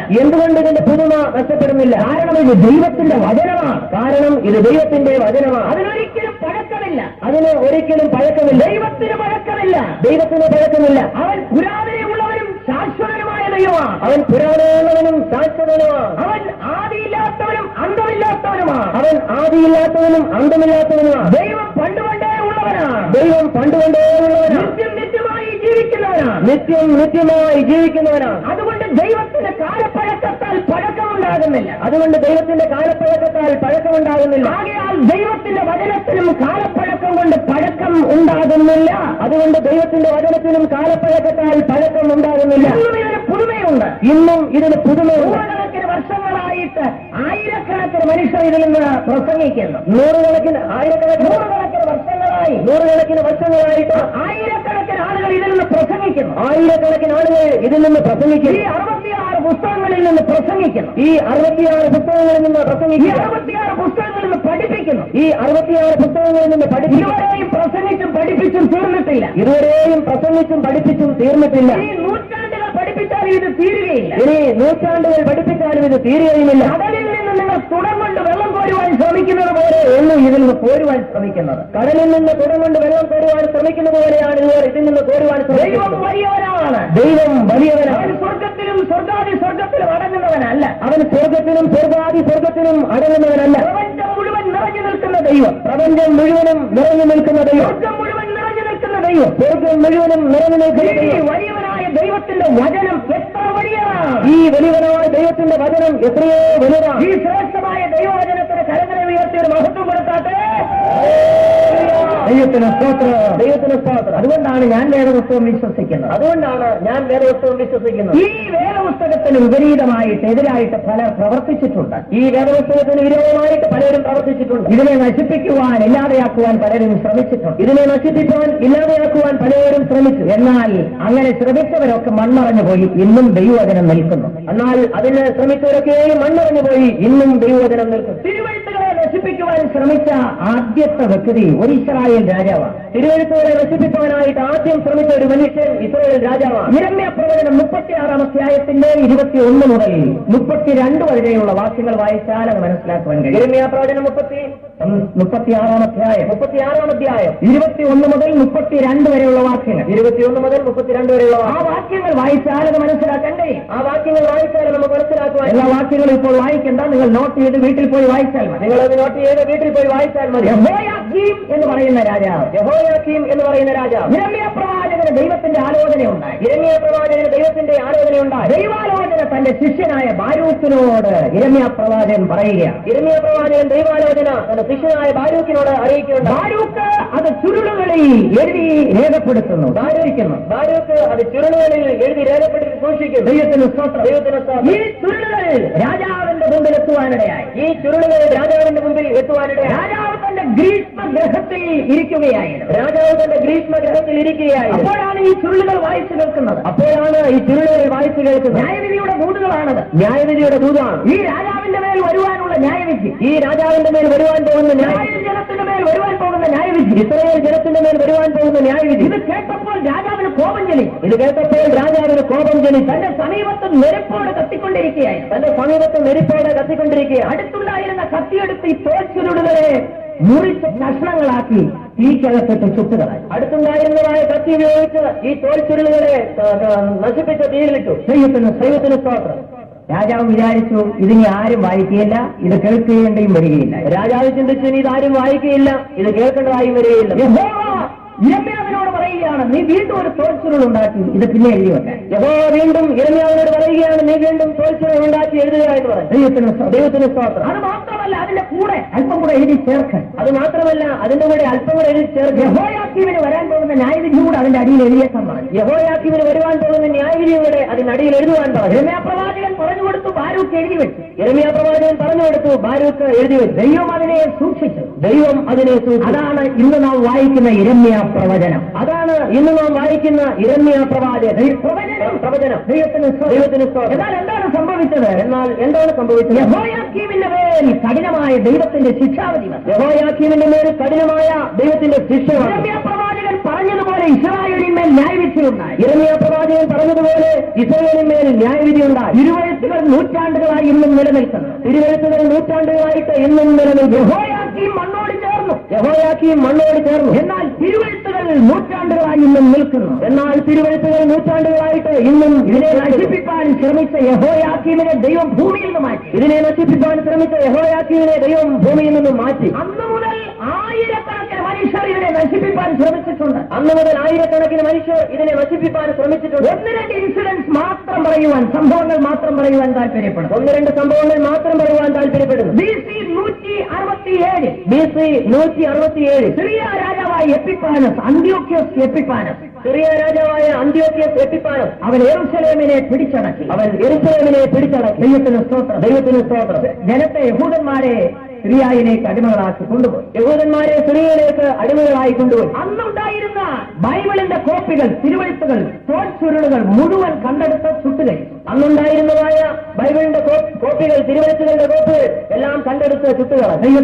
ദൈവത്തിന്റെ ജനമായ യഹൂദ ജനതയെ കഠിനമായി പീഡിപ്പിച്ച് കൊല്ലുവാനിടയായി. ദൈവത്തിന്റെ ജനമായ യഹൂദ ജനതയെ കഠിനമായി പീഡിപ്പിക്കുകയുണ്ടായി. ദൈവത്തിന് സ്തോത്രം. എന്നാൽ അന്ത്യോക്യസ് എപ്പിഫാനസിന് എന്താണ് സംഭവിച്ചത്? ബൈബിളിന്റെ ഒരൊറ്റ കോപ്പി പോലും ഭൂമിയിൽ കാണരുതെന്ന് നിഷ്കർഷിച്ച എപ്പിഫാനസ്. ബൈബിളിന്റെ ഒറ്റ കോപ്പി പോലും ഭൂമിയിൽ കാണരുതെന്ന് നിഷ്കർഷിച്ചതായ എപ്പിഫാനസ്. എന്നാൽ എപ്പിഫാനസിന് എന്ത് സംഭവിച്ചു? പേർഷ്യയുമായിട്ടുണ്ടായ യുദ്ധത്തിൽ എപ്പിഫാനസ് രഥത്തിൽ നിന്ന് താഴെ വീണു. പേർഷ്യയുമായിട്ടുണ്ടായിരുന്നതായ യുദ്ധത്തിൽ എപ്പിഫാനസ് രഥത്തിൽ നിന്ന് താഴെ വീണു. കഠിനമായ കൃമിരോഗം തനിക്ക് പിടിപെട്ടു, കൃമിക്കിരയായി. കഠിനമായ കൃമിരോഗം തനിക്ക് പിടിപെട്ടു, കൃമിക്കിരയായി. ശരീരം പുഴുത്തു എന്നാണ് പറയുന്നത്. തന്റെ ശരീരം പുഴുത്തു എന്നാണ് പറയുന്നത്. ദുർഗന്ധ നിമിത്തം മനുഷ്യരാരും സമീപത്തോട്ട് ചെല്ലാതായി. ദുർഗന്ധ നിമിത്തം മനുഷ്യരാരും സമീപത്തോട്ട് ചെല്ലാതായി. ദൈവത്തിന് സ്തോത്രം. അവസാനമായി മനുഷ്യരാരും സമീപത്തില്ലാതെ ഈ ലോകത്തോട് യാത്ര പറയും. അവസാനം മനുഷ്യരാരും സമീപത്തില്ലാതെ ഈ ലോകത്തോട് യാത്രയായി. ദൈവത്തിന് സ്തോത്രം. തിരുവെഴുത്തിനെ നശിപ്പിക്കാൻ ശ്രമിച്ച എപ്പിഫാനസ് കൃമിക്കിരയായി. തിരുവെഴുത്തിനെ നശിപ്പിക്കാനായിട്ട് ശ്രമിച്ച എപ്പിഫാനസ് കൃമിക്ക് ഇരയായി. ദൈവത്തിന് സ്തോത്രം. എന്നാൽ തിരുവെഴുത്തുകൾ ഇന്നും നിലനിൽക്കുന്നു. ക്രിസ്തുവിന് ശേഷം AD 305 കഠിനമായ ഒരു ബൈബിൾ വേട്ട നടക്കുകയുണ്ടായി. റോമൻ ചക്രവർത്തിയായ ഡയോക്ലീഷ്യൻ. ദൈവത്തിന് സ്തോത്രം. ലോകത്തിൽ എവിടൊക്കെ ബൈബിൾ ഉണ്ടോ അതെല്ലാം തിരഞ്ഞുപിടിച്ചു. അതെല്ലാം തിരഞ്ഞെടുത്തു. എല്ലാം കൂടെ കൂട്ടിയിട്ട് താൻ തീ കത്തിച്ചു. ആ ചാരത്തിന്മേൽ ഒരു സ്തംഭം നാട്ടി. എന്നിട്ട് അതിൽ എഴുതി വെച്ചു, ക്രിസ്തുമാർഗം ഭൂമിയിൽ നിന്ന് തുടച്ചു മാറ്റപ്പെട്ടു എന്ന്. അതിൽ പ്രകാരം എഴുതി വെച്ചു, ക്രിസ്തുമാർഗം ഭൂമിയിൽ നിന്ന് തുടച്ചു മാറ്റപ്പെട്ടു. ദൈവത്തിന് സ്തോത്രം. എന്നാൽ എന്താണ് സംഭവിച്ചത്? ഡയോക്ലീഷ്യനെ ദൈവം തുടച്ചു മാറ്റി. 10 വർഷങ്ങൾ കഴിയുന്നതിന് മുമ്പ് തന്നെ ഒരു റോമൻ ചക്രവർത്തി ക്രിസ്തുമതം സ്വീകരിക്കാനിടയായി. 10 വർഷങ്ങൾ കഴിയുന്നതിന് മുമ്പ് തന്നെ ഒരു റോമൻ ചക്രവർത്തി ക്രിസ്തുമതം സ്വീകരിക്കാനിടയായി. ദൈവത്തിന് സ്തോത്രം. റോമൻ ചക്രവർത്തിയായ ക്രിസ്തന്തീനോസ് താൻ ക്രിസ്തുമതം സ്വീകരിച്ചു. ദൈവത്തിന് സ്തോത്രം. തന്റെ രാജ്യത്തിലെ പ്രജകളുടെ കയ്യിലെല്ലാം ബൈബിളിന്റെ കോപ്പി ആവശ്യമാണെന്ന് തനിക്ക് തോന്നി. തനിക്ക് തോന്നി. തേടി നടന്ന് എവിടെങ്കിലും തിരുവെഴുത്തിന്റെ കോപ്പി കാണാനുണ്ടോ? തേടി നടന്നു എവിടെയെങ്കിലും കോപ്പി കാണുവാൻ അദ്ദേഹം വിചാരിച്ചത് മുഴുവനും ചുട്ടുകരിച്ചെന്ന രഹസ്യമായി സൂക്ഷിച്ചിരുന്ന 50 കോപ്പികൾ എടുത്ത് കുസ്തന്തീനോസിന്റെ കയ്യിൽ കൊണ്ടുപോയി. രഹസ്യമായി സൂക്ഷിച്ചിരുന്നതായ 50 കോപ്പികൾ എടുത്ത് കുസ്തന്തീനോസിന്റെ കയ്യിൽ കൊടുത്തു. തന്റെ പ്രജകൾക്കൊക്കെയും താനത് വിതരണം ചെയ്യുവാൻ, കോപ്പിയെടുത്ത് വിതരണം ചെയ്യുവാനിടയായി. തന്റെ പ്രജകൾക്കൊക്കെയും അതിന്റെ കോപ്പിയെടുത്ത് വിതരണം ചെയ്യുവാനിടയായി. ദൈവത്തിന് സ്തോത്രം. ദൈവത്തിന് 305 ഡയോക്ലീഷ്യൻ ബൈബിളിനെ നശിപ്പിക്കാൻ ശ്രമിക്കുന്നു. AD 305 ഡയോക്ലീഷ്യൻ ബൈബിളിനെ നശിപ്പിക്കാൻ ശ്രമിക്കുന്നു. എന്നാൽ AD 312 ദൈവപിതാവ് റോമൻ ചക്രവർത്തി എഴുന്നേൽപ്പിച്ച് വേദപുസ്തകത്തെ വിപുലമായി പ്രചരിപ്പിക്കുന്നു. എന്നാൽ AD 312 റോമൻ ചക്രവർത്തി എഴുന്നേൽപ്പിച്ച് ബൈബിൾ വിപുലമായിട്ട് പ്രചരിപ്പിക്കുന്നു. ദൈവത്തിന് സ്തോത്രം. സത്യവേദപുസ്തകം ഇന്നും നിലനിൽക്കുന്നു. സത്യവേദപുസ്തകം ഇന്നും നിലനിൽക്കുന്നു. 18ാം നൂറ്റാണ്ടിൽ ഒരു പ്രശസ്തനായ ഫ്രഞ്ച് നിരീശ്വരവാദി ഉണ്ടായിരുന്നു, വോൾട്ടയർ. വോൾട്ടയർ എന്ന് പറയുന്നതായ ഒരു ഫ്രഞ്ച് നിരീശ്വരവാദി ഉണ്ടായിരുന്നു 18ാം നൂറ്റാണ്ടിൽ. ദൈവമില്ല എന്ന് പറഞ്ഞാൽ, ദൈവം ഇല്ല എന്ന് പറഞ്ഞാലാണ്. ദൈവത്തിന് സ്തോത്രം. ബൈബിൾ കയ്യിൽ വെച്ചുകൊണ്ട് പുള്ളി ഇങ്ങനെ പറഞ്ഞു. ബൈബിൾ കയ്യിൽ വെച്ചുകൊണ്ട് പ്രകാരം പറഞ്ഞു, ഒരു നൂറ്റാണ്ടിനകം ബൈബിൾ കാഴ്ച ബംഗ്ലാവിലിരിക്കുന്ന ഒരു കാഴ്ചവസ്തു മാത്രമായിരിക്കും. ഒരു നൂറ്റാണ്ടിനകം ബൈബിൾ കാഴ്ച ബംഗ്ലാവിലിരിക്കുന്ന ഒരു കാഴ്ചവസ്തുവായിരിക്കുമെന്ന്. ദൈവത്തിന് സ്തോത്രം. തന്റെ തത്വങ്ങളും തന്റെ പുസ്തകങ്ങളൊക്കെ പ്രചരിപ്പിക്കുവാനായിട്ട് താൻ അക്ഷീണ പരിശ്രമം ചെയ്യുക. തന്റെ പുസ്തകങ്ങളൊക്കെയും പ്രചരിപ്പിക്കാൻ താൻ അക്ഷീണ പരിശ്രമം ചെയ്യുക. എന്നാൽ വോൾട്ടയർ ഭൂമിയിൽ നിന്ന് മാറ്റപ്പെട്ടു. വോൾട്ടയറുടെ വീടും പ്രസ്സും തന്റെ ഓഫീസും ജനീവ ബൈബിൾ സൊസൈറ്റി വിലക്കുവാൻ. ദൈവത്തിന് സ്തോത്രം. ഇന്ന് അതൊരു ബൈബിൾ ഡിപ്പോയാണ്. നൂറുകണക്കിന് ആയിരക്കണക്കിന് ബൈബിളുകൾ ഇന്ന് വോൾട്ടയറിന്റെ വീട്ടിൽ ഇരിപ്പുണ്ട്. ഇപ്പോഴും ആയിരക്കണക്കിന് ബൈബിൾ ഇന്ന് വോൾട്ടയറിന്റെ വീട്ടിൽ ഇരിപ്പുണ്ട്. ദൈവത്തിന് സ്തോത്രം. അതൊരു ബൈബിൾ ഡിപ്പോയാണ്. അതിന്നൊരു ബൈബിൾ ഡിപ്പോയാണ്. പല ഭാഷകളിലുള്ള ബൈബിൾ ഇന്ന് അവിടെ ഇരിപ്പുണ്ട്. ബൈബിൾ ഇന്ന് അവിടെ ഇരിപ്പുണ്ട്. വോൾട്ടയർ ബൈബിൾ കാഴ്ച ബംഗ്ലാവിലായില്ല. ബൈബിൾ കാഴ്ച ബംഗ്ലാവിലായില്ല. ദൈവത്തിന് സ്തോത്രം. അതുകൊണ്ടാണ് ഞാൻ വേദപുസ്തകം വിശ്വസിക്കുന്നത്. ദൈവവചനമാണ്. ഇതിനെ നശിപ്പിക്കാൻ ഒരൊറ്റ മനുഷ്യൻ വിചാരിച്ചാൽ നടക്കുകയാണ്. അതുകൊണ്ടാണ് ഞാനിത് വിശ്വസിക്കുന്നത്. ദൈവത്തിന്റെ വചനമാണ്. ഇതിനെ നശിപ്പിക്കാൻ ലോകത്തിൽ ഒരു മനുഷ്യനും കഴിയുകയില്ല. ദൈവത്തിന് സ്തോത്രം. ഇതിങ്ങനെ പറഞ്ഞു പോയാൽ വളരെയധികമുണ്ട്. നമ്മുടെ നൂറ്റാണ്ടിൽ കണ്ട ഒരു സംഭവം. ഇതിങ്ങനെ പറഞ്ഞു പോയാൽ വളരെയധികമുണ്ട്. നമ്മുടെ നൂറ്റാണ്ടിൽ നടന്നൊരു റഷ്യയിൽ കമ്മ്യൂണിസം ശക്തിപ്പെട്ട കാലം. ദൈവത്തിന് സ്തോത്രം. അന്നുണ്ടായിരുന്ന ഭരണകൂടത്തെ അട്ടിമറിച്ച് ദേവാലയങ്ങളെ നശിപ്പിച്ച് 50,000 പുരോഹിതന്മാരെ കൊന്ന് മാർഗത്തെ ഇല്ലാതെയാക്കി കമ്മ്യൂണിസം റഷ്യയിൽ ശക്തിപ്പെട്ടു. കാറൽ മാർക്സ് ഇപ്രകാരം പറഞ്ഞു, സ്വർഗത്തിൽ നിന്ന് ദൈവത്തെ പുറത്താക്കിയിരിക്കുന്നു എന്ന്. ദൈവത്തിന് സ്തോത്രം. ഒരു നൂറ്റാണ്ട് തികഞ്ഞില്ല കമ്മ്യൂണിസം. 70 വർഷം കഴിഞ്ഞപ്പോൾ ലോകം കമ്മ്യൂണിസത്തെ പുറത്താക്കി. ശ്രേഷ്ഠരായ നേതാക്കന്മാരുടെ ശവശരീരങ്ങൾക്ക് പോലും അവിടെ സ്ഥാനമില്ലാതെ. ദൈവത്തിന് സ്തോത്രം. സ്വർഗത്തിൽ നിന്ന് ദൈവത്തെ പുറത്താക്കിയില്ല. പുറത്താക്കാൻ ആര് വിചാരിച്ചാലും നടക്കുകയില്ല. പുറത്താക്കുവാൻ ആര് ശ്രമിച്ചാലും നടക്കുകയില്ല. ദൈവത്തിന് സ്തോത്രം. ആയിരക്കണക്കിന് ബൈബിളിന്റെ കോപ്പികൾ അവിടെ ചുട്ടുകരിക്കപ്പെട്ടു. ഇന്ന് അവിടെ എന്താണ് സംഭവിച്ചിരിക്കുന്നത്? സുവിശേഷത്തിന്റെ വാതിൽ റഷ്യയിൽ തുറന്നിരിക്കുന്നു. സുവിശേഷത്തിന് വേണ്ടി ദാഹിക്കുന്ന ആയിരക്കണക്കിന് മനുഷ്യർ. ബൈബിളിന്റെ കോപ്പിക്ക് വേണ്ടി മനുഷ്യൻ വെമ്പൽ കൊള്ളുകയാണ്, ഓടുകയാണ്. ബൈബിളിന്റെ കോപ്പിക്ക് വേണ്ടി മനുഷ്യൻ വെമ്പൽ കൊണ്ട് ഓടുകയാണ്. ദൈവത്തിന് സ്തോത്രം. നമ്മുടെ പ്രസിൽ നിന്ന് അല്ലെങ്കിൽ തിരുവനന്തപുരം നമ്മുടെ പെന്തക്കോസ് മിഷന്റെ പെന്തക്കോസ് മാസികയുടെ ചുമതലയിൽ, തിരുവനന്തപുരം നമ്മുടെ പെന്തക്കോസ് മാസികയുടെ ചുമതലയിൽ റഷ്യൻ ഭാഷയിൽ കുറെ ബൈബിൾ പ്രിന്റ് ചെയ്ത് ഇപ്പോൾ റഷ്യയിലേക്ക് അയച്ചു കൊടുത്തുകൊണ്ടിരിക്കുക. റഷ്യൻ ഭാഷയിൽ ബൈബിൾ പ്രിന്റ് ചെയ്ത് റഷ്യയിലേക്ക് അയച്ചുകൊണ്ടിരിക്കുക. റഷ്യയിൽ നമ്മുടെ വേല ആരംഭിച്ചു കഴിഞ്ഞു. ഞാൻ ഈ പറഞ്ഞതിന്റെ അർത്ഥം തിരുവചനത്തെ നശിപ്പിക്കുവാൻ ആർക്കും സാധ്യമല്ല. തിരുവചനത്തെ നശിപ്പിക്കാൻ ആർക്കും കഴിയുകയില്ല. നൂറ്റാണ്ടുകളായി ഇന്നും ഇത് നിലനിൽക്കും. ഇതിനെ നശിപ്പിക്കുവാൻ ശ്രമിച്ച മനുഷ്യർ മൺമറഞ്ഞുപോയി. ഈ വചനം എത്ര ശ്രേഷ്ഠമാണ്. പുസ്തകം വിശ്വസിക്കുന്ന എത്ര ഭാഗ്യമാണ്. ഈ വേദപുസ്തകം വിശ്വസിക്കുന്നത് എത്രയോ ഭാഗ്യമാണ്. ഇത് വായിക്കുന്നത് എത്രയോ ഭാഗ്യം. ഇത് വായിച്ച് കേൾപ്പിക്കുന്നത് എത്രയോ ഭാഗ്യം. ഇത് പ്രമാണിക്കുന്നത് എത്രയോ ഭാഗ്യം. ഈ ശ്രേഷ്ഠമായ ദൈവത്തിന്റെ വചനത്തിനായി കരങ്ങൾ ഉയർത്തി വീണ്ടും ദൈവത്തിന് സ്തോത്രം. ദൈവത്തിന് സ്തോത്രം. ബൈബിളിനെ കുറിച്ച് പറയാനാണെങ്കിൽ ഇനിയുമുണ്ട്. ബൈബിളിനെ കുറിച്ച് പറയാനാണെങ്കിൽ ഇനിയുമുണ്ട്. ദൈവത്തിന് സ്തോത്രം. ദൈവത്തിന് സ്തോത്രം. ബൈബിളിനെ കുറിച്ച് ഇനി അധികം പറഞ്ഞുകൊണ്ടിരിക്കുവാൻ താല്പര്യപ്പെടുന്നില്ല. പ്രധാനമായ വിഷയം കിടക്കും. ബൈബിളിനെ കുറിച്ച് ഇനി അധികമായി പറയുവാൻ താല്പര്യപ്പെടുന്നില്ല. പ്രധാനമായ വിഷയങ്ങൾ കിടക്കും. 66 പുസ്തകങ്ങളാണ് സത്യവേദ പുസ്തകത്തിലുള്ളത്. 66 പുസ്തകങ്ങളാണ് സത്യവേദ പുസ്തകത്തിലുള്ള. ആരംഭത്തിൽ പറഞ്ഞല്ലോ ഞങ്ങളുടെ പിന്നിൽ ശാസ്ത്ര കെട്ടിയിരിക്കുന്നത്. ഞാൻ ആരംഭത്തിൽ പറഞ്ഞല്ലോ പിന്നിൽ ശാസ്ത്ര കെട്ടിയിരിക്കുന്നത്. വേദപുസ്തക സത്യങ്ങളെ 10 യുഗങ്ങളായി തിരിച്ച് ഇത് രേഖപ്പെടുത്തിയിരിക്കും. വേദപുസ്തക സത്യങ്ങളെ 10 യുഗങ്ങളായി തിരിച്ച് രേഖപ്പെടുത്തിയിരിക്കും. ഈ ചാർട്ടിലുള്ള വിഷയങ്ങളെല്ലാം വിവരിക്കണമെങ്കിൽ അനേക ദിവസങ്ങൾ വേണം. ഈ ചാർട്ടിലുള്ളതായ വിഷയങ്ങളെല്ലാം വിവരിക്കണമെങ്കിൽ അനേക ദിവസങ്ങൾ. ആരംഭത്തിൽ പറഞ്ഞാൽ 1600 പരം വർഷങ്ങൾ കൊണ്ട് എഴുതിയ സത്യവേദ പുസ്തകത്തെ ഞാൻ ആരംഭത്തിൽ പറഞ്ഞല്ലോ 1600 പരം വർഷങ്ങൾ കൊണ്ട് എഴുതിയതായ സത്യവേദ പുസ്തകം 5 ദിവസം കൊണ്ട് പഠിപ്പിച്ചു തീർക്കാൻ ബുദ്ധിമുട്ടുണ്ട്. 5 ദിവസം കൊണ്ട് പഠിപ്പിച്ചു തീർക്കാൻ ബുദ്ധിമുട്ടുണ്ട്. മാത്രമല്ല ഇത്ര വിശാലമായ ദൈവവചനത്തെ ഒരു ചെറിയ തുണിക്കഷ്ണത്തിൽ ഉൾക്കൊള്ളിക്കുവാനും ബുദ്ധിമുട്ടുണ്ട്. മാത്രമല്ല ഇത്ര വിശാലമായ ദൈവത്തിന്റെ വചനത്തെ ഒരു തുണിക്കഷ്ണത്തിൽ ഒതുക്കുവാനും ബുദ്ധിമുട്ടുണ്ട്. അതുകൊണ്ട് അതിന്റേതായ പരിമിതികളെല്ലാം ഇതിലുണ്ട്. അതുകൊണ്ട് അതിന്റേതായ പരിമിതികളൊക്കെ ഇതിലുണ്ട്. ചെറിയ ചെറിയ വിഷയങ്ങൾ മാത്രമേ ഇതിൽ രേഖപ്പെടുത്തിയിട്ടുള്ളൂ. ചെറിയ ചെറിയ വിഷയങ്ങൾ മാത്രമേ ഇതിൽ രേഖപ്പെടുത്തി. നിങ്ങൾക്ക് മനസ്സിലാക്കുവാൻ വേണ്ടി മാത്രം രേഖപ്പെടുത്തിയിരിക്കുകയാണ്. നിങ്ങൾക്ക് മനസ്സിലാക്കുവാൻ വേണ്ടി മാത്രം രേഖപ്പെടുത്തിയിരിക്കുക. ദൈവത്തിന് 10 യുഗങ്ങളായി തിരിച്ച് ഇതിനെ പഠിക്കും. 10 യുഗങ്ങളായിട്ട് തിരിച്ചിതിനെ പഠിക്കും. വേദപുസ്തകം ആരംഭിക്കുന്നത് ആദിയിൽ ദൈവം ആകാശവും ഭൂമിയും സൃഷ്ടിച്ചു എന്നുള്ള വാക്യത്തോടുകൂടെയാണ്. വേദപുസ്തകം ആരംഭിക്കുന്നത് ആദിയിൽ ദൈവം ആകാശവും ഭൂമിയും സൃഷ്ടിച്ചു എന്ന വാക്യത്തോടുകൂടെയാണ്. ആദിയിൽ ദൈവമുണ്ടായി.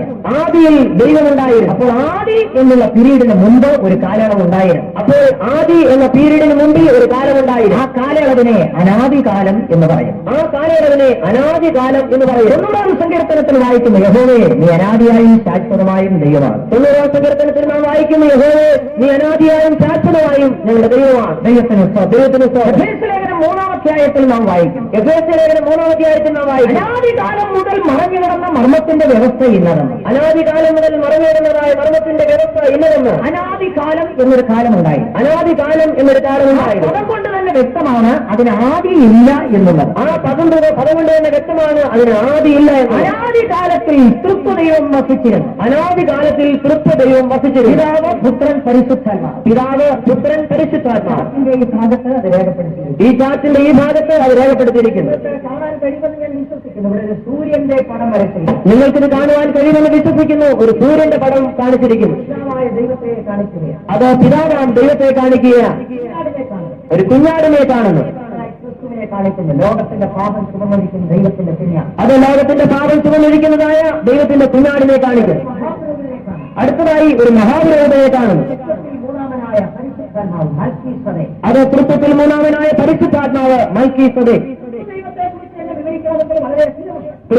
കുറിച്ച് തന്നെ വിവരിക്കണമെങ്കിൽ വളരെ അധികമുണ്ട്. പിതാവാം ദൈവത്തിന്റെ സ്വഭാവങ്ങൾ, പുത്രനാം ക്രിസ്തുവിന്റെ സ്വഭാവങ്ങൾ, പരിശുദ്ധാത്മാവിന്റെ ശ്രേഷ്ഠമേറിയ ശുശ്രൂഷ, അനാദി നിത്യതയിൽ നടന്ന യാഗം. പ്രധാനമായ പല വിഷയങ്ങൾ അനാദിയുഗത്തിൽ നിന്ന് പഠിക്കുവാനുണ്ട്. ഇങ്ങനെ മർമ്മപ്രധാനമായ അനേക വിഷയങ്ങൾ അനാദികാലത്ത് നിന്ന് പഠിപ്പാനുണ്ട്. ദൈവത്തിന് സ്തോത്രം. യുഗമാണ് ദൂതന്മാരുടെ യുഗം. ഒന്നാമത്തെ യുഗമാണ് ദൂതന്മാരുടെ യുഗം. വസിച്ചിരുന്ന ദൈവം മനുഷ്യനെ സൃഷ്ടിക്കുവാൻ തീരുമാനിക്കുന്നു. അനാദി നിത്യതയിൽ വസിച്ചിരുന്ന ദൈവം മനുഷ്യനെ സൃഷ്ടിക്കാൻ തീരുമാനിക്കുന്നു. തീരുമാനിക്കുമ്പോൾ ആദ്യമായിട്ട് മനുഷ്യന് വേണ്ടത് സൃഷ്ടിക്കാൻ തീരുമാനിക്കും. മനുഷ്യനെ സൃഷ്ടിക്കാൻ തീരുമാനിക്കുന്നതിന് മുമ്പ് മനുഷ്യന് വേണ്ടത് സൃഷ്ടിക്കാൻ തീരുമാനിക്കുന്നു. ആദ്യമായി ദൈവം സൃഷ്ടിച്ചത് ദൂതന്മാരെയാണ്. സൃഷ്ടിക്കുന്നതിന് മുമ്പ് തന്നെ ഈ ആകാശവും ഭൂമിയും സൃഷ്ടിക്കുന്നതിന് മുമ്പ് തന്നെ ദൂതന്മാരെ സൃഷ്ടിച്ചിരുന്നു. ദൈവം ദൂതന്മാരെ സൃഷ്ടിച്ചിരുന്നു. സൃഷ്ടിക്കപ്പെട്ടത് പൊന്നിനാൽ നവരത്നങ്ങളാൽ അവർ പുതിയപ്പെട്ടു. ദൂതന്മാർ സൃഷ്ടിക്കപ്പെട്ടത് നവരത്നങ്ങളാലായിരുന്നു. സൃഷ്ടിക്കപ്പെട്ട് നവരത്നങ്ങളാൽ പൊടിയപ്പെട്ടു. പൊന്നിനാൽ സൃഷ്ടിക്കപ്പെട്ട് നവരത്നങ്ങളാൽ പൊടിയപ്പെട്ടിരുന്നു.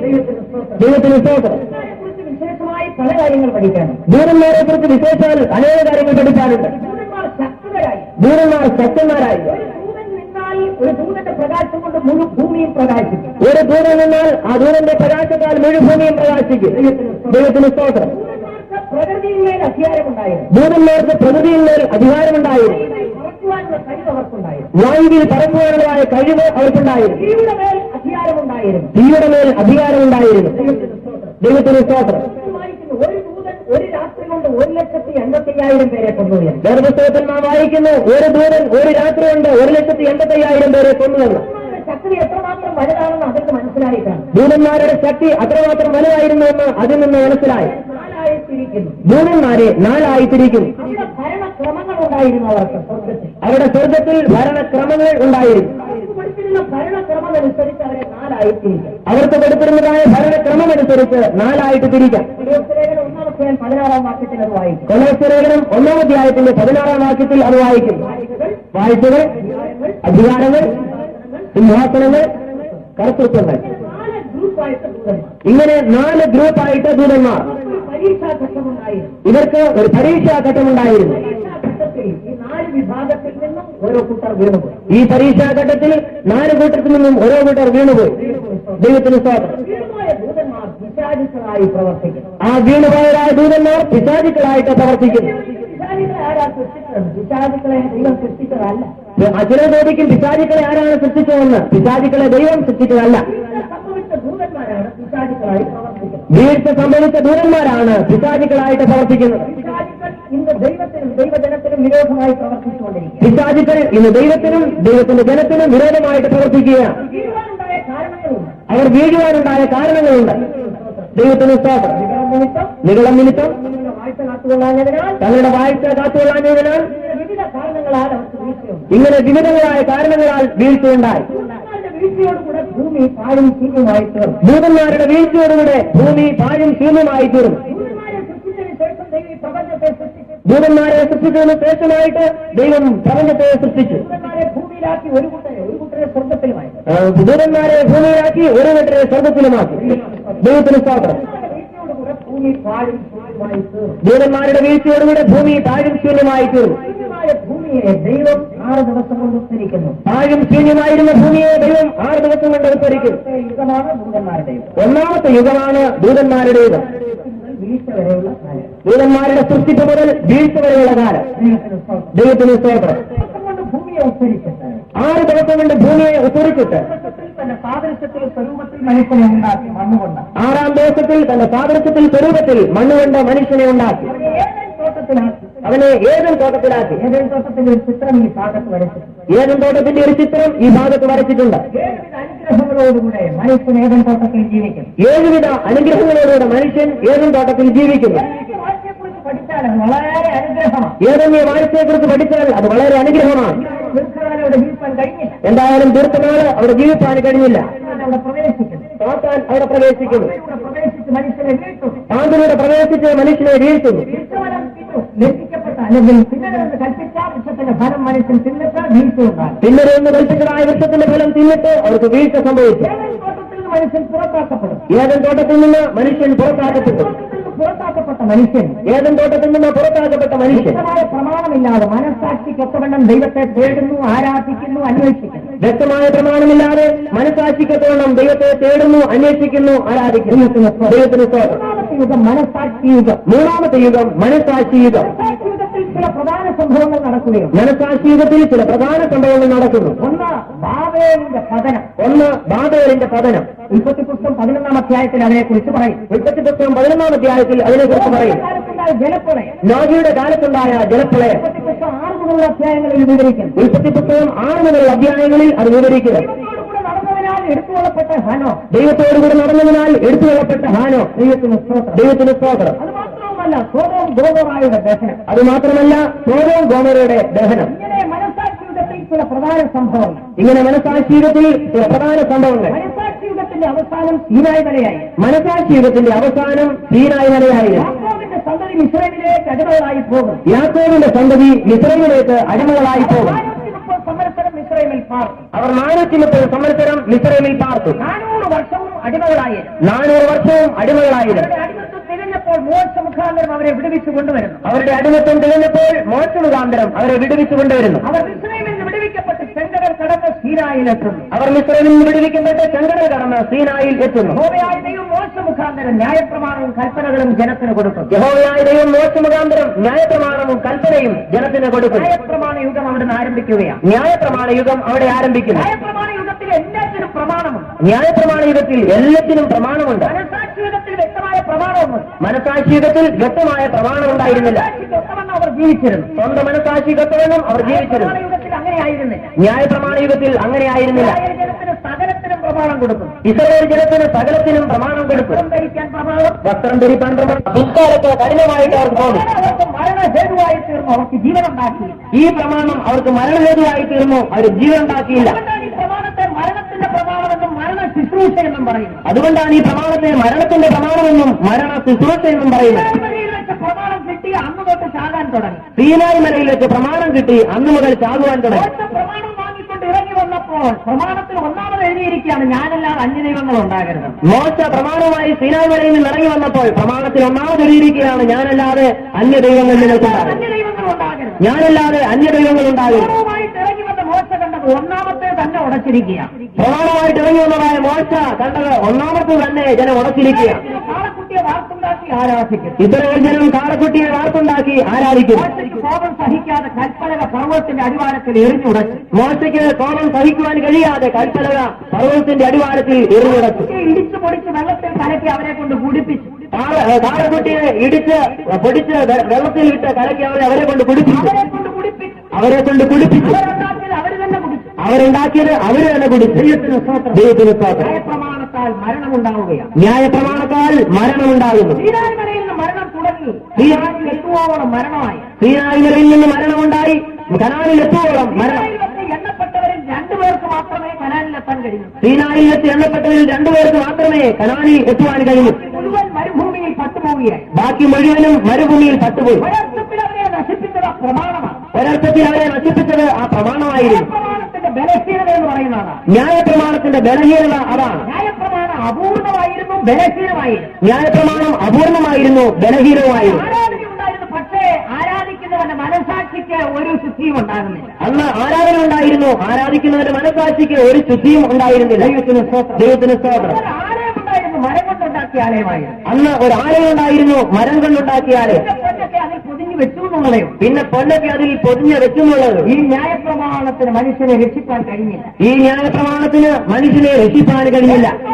പുറത്താക്കപ്പെട്ട മനുഷ്യനെ യുഗങ്ങളായി ദൈവം ഇടപെട്ട് രക്ഷയിലേക്ക് കൊണ്ടുവരുവാൻ ശ്രമിക്കുകയാണ്. ഏതൻ തോട്ടത്തിൽ നിന്ന് പുറത്താക്കപ്പെട്ടതായ മനുഷ്യനെ യുഗങ്ങളായിട്ട് ദൈവം രക്ഷിച്ച് രക്ഷയിലേക്ക് കൊണ്ടുവരുവാൻ ശ്രമിക്കുക. രക്ഷയിലേക്ക് കൊണ്ടുവരുവാൻ ശ്രമിക്കുക. ഇടപെട്ട് രക്ഷയിലേക്ക് കൊണ്ടുവരുവാൻ ശ്രമിക്കുന്നു. യുഗത്തിന്റെ അവസാനത്തെ കണ്ണിയാണ് യോഹന്നാൻ. ന്യായപ്രമാണ യുഗത്തിന്റെ അവസാനത്തെ കണ്ണിയാണ് യോഹന്നാൻ. ദൈവത്തിന് സ്തോത്രം. കർത്താവായ യേശുവും അത് തന്നെ പറയും. കർത്താവായ യേശുവും അത് തന്നെ പറയും. നാലാമത്തെ യുഗമായ ന്യായപ്രമാണ യുഗം യോഹന്നാനോടുകൂടെ അവസാനിക്കും. നാലാമത്തെ യുഗമായ ന്യായപ്രമാണ യുഗം യോഹന്നാനോടുകൂടെ അവസാനിക്കുന്നു. അഞ്ചാമത്തെ യുഗമാണ് സങ്കലന യുഗം. അഞ്ചാമത്തെ യുഗമാണ് സങ്കലന യുഗം. യോഹന്നാനും യേശുവും കൂടെ ചേർന്ന് പ്രവർത്തിച്ച കാലം. യോഹന്നാനും യേശുവും കൂടെ ചേർന്ന് പ്രവർത്തിച്ച കാലം. കൃപയുടെ പ്രമാണവും ന്യായപ്രമാണവും ഒരുമിച്ച് ഈ ഭൂമിയിലായിരുന്ന കാലം. കൃപയുടെ പ്രമാണവും ന്യായപ്രമാണവും ഒരുമിച്ച് ഭൂമിയിലായിരുന്ന കാലം. സങ്കലന യുഗത്തിന്റെ അവസാനത്തിങ്കിൽ സങ്കലന യുഗത്തിന്റെ അവസാനത്തിൽ കർത്താവായ യേശുക്രിസ്തു മനുഷ്യവർഗത്തിന് വേണ്ടി കാൽവരിയിൽ മരിക്കും. കർത്താവായ യേശുക്രിസ്തു മനുഷ്യവർഗത്തിന്റെ രക്ഷയ്ക്കായി കാൽവരിയിൽ മരിക്കും. അവൻ അടക്കം ചെയ്യപ്പെടുന്നു, മൂന്നാം നാൾ ഉയർത്തെഴുന്നേൽക്കും. അവൻ അടക്കം ചെയ്യപ്പെടുന്നു, മൂന്നാം നാൾ ഉയർത്തെഴുന്നേൽക്കും. 40 ദിവസം ശിഷ്യന്മാർക്ക് പ്രത്യക്ഷനായി സ്വർഗത്തിലേക്ക് എടുത്തുകൊള്ളപ്പെടുക. 40 ദിവസം ശിഷ്യന്മാർക്ക് പ്രത്യക്ഷപ്പെട്ടിട്ട് സ്വർഗത്തിലേക്ക് എടുക്കപ്പെടുന്നു. സങ്കലന യുഗം അവസാനിക്കുന്ന പരിശുദ്ധാത്മ പകർച്ചയോടുകൂടെയാണ്. സങ്കലന യുഗം അവസാനിക്കുന്നത് പരിശുദ്ധാത്മാവിന്റെ പകർച്ചയോടുകൂടെ. വലത്തുഭാഗത്തേക്ക് ആരോഹണം ചെയ്യപ്പെട്ട പുത്രൻ പിതാവിന്റെ വലഭാഗത്ത് ആരോഹണം ചെയ്യപ്പെട്ട പുത്രൻ പിതാവിനോട് ചോദിച്ചു വാങ്ങി പരിശുദ്ധാത്മാവെന്ന കാര്യസ്ഥനെ ഭൂമിയിലേക്ക് അയക്കുന്നു. ആറാമത്തെ യുഗം. പിതാവിനോട് ചോദിച്ചു വാങ്ങി പരിശുദ്ധാത്മാവാകുന്ന കാര്യസ്ഥനെ ഭൂമിയിലേക്ക് അയക്കുന്നു. ആറാമത്തെ യുഗം.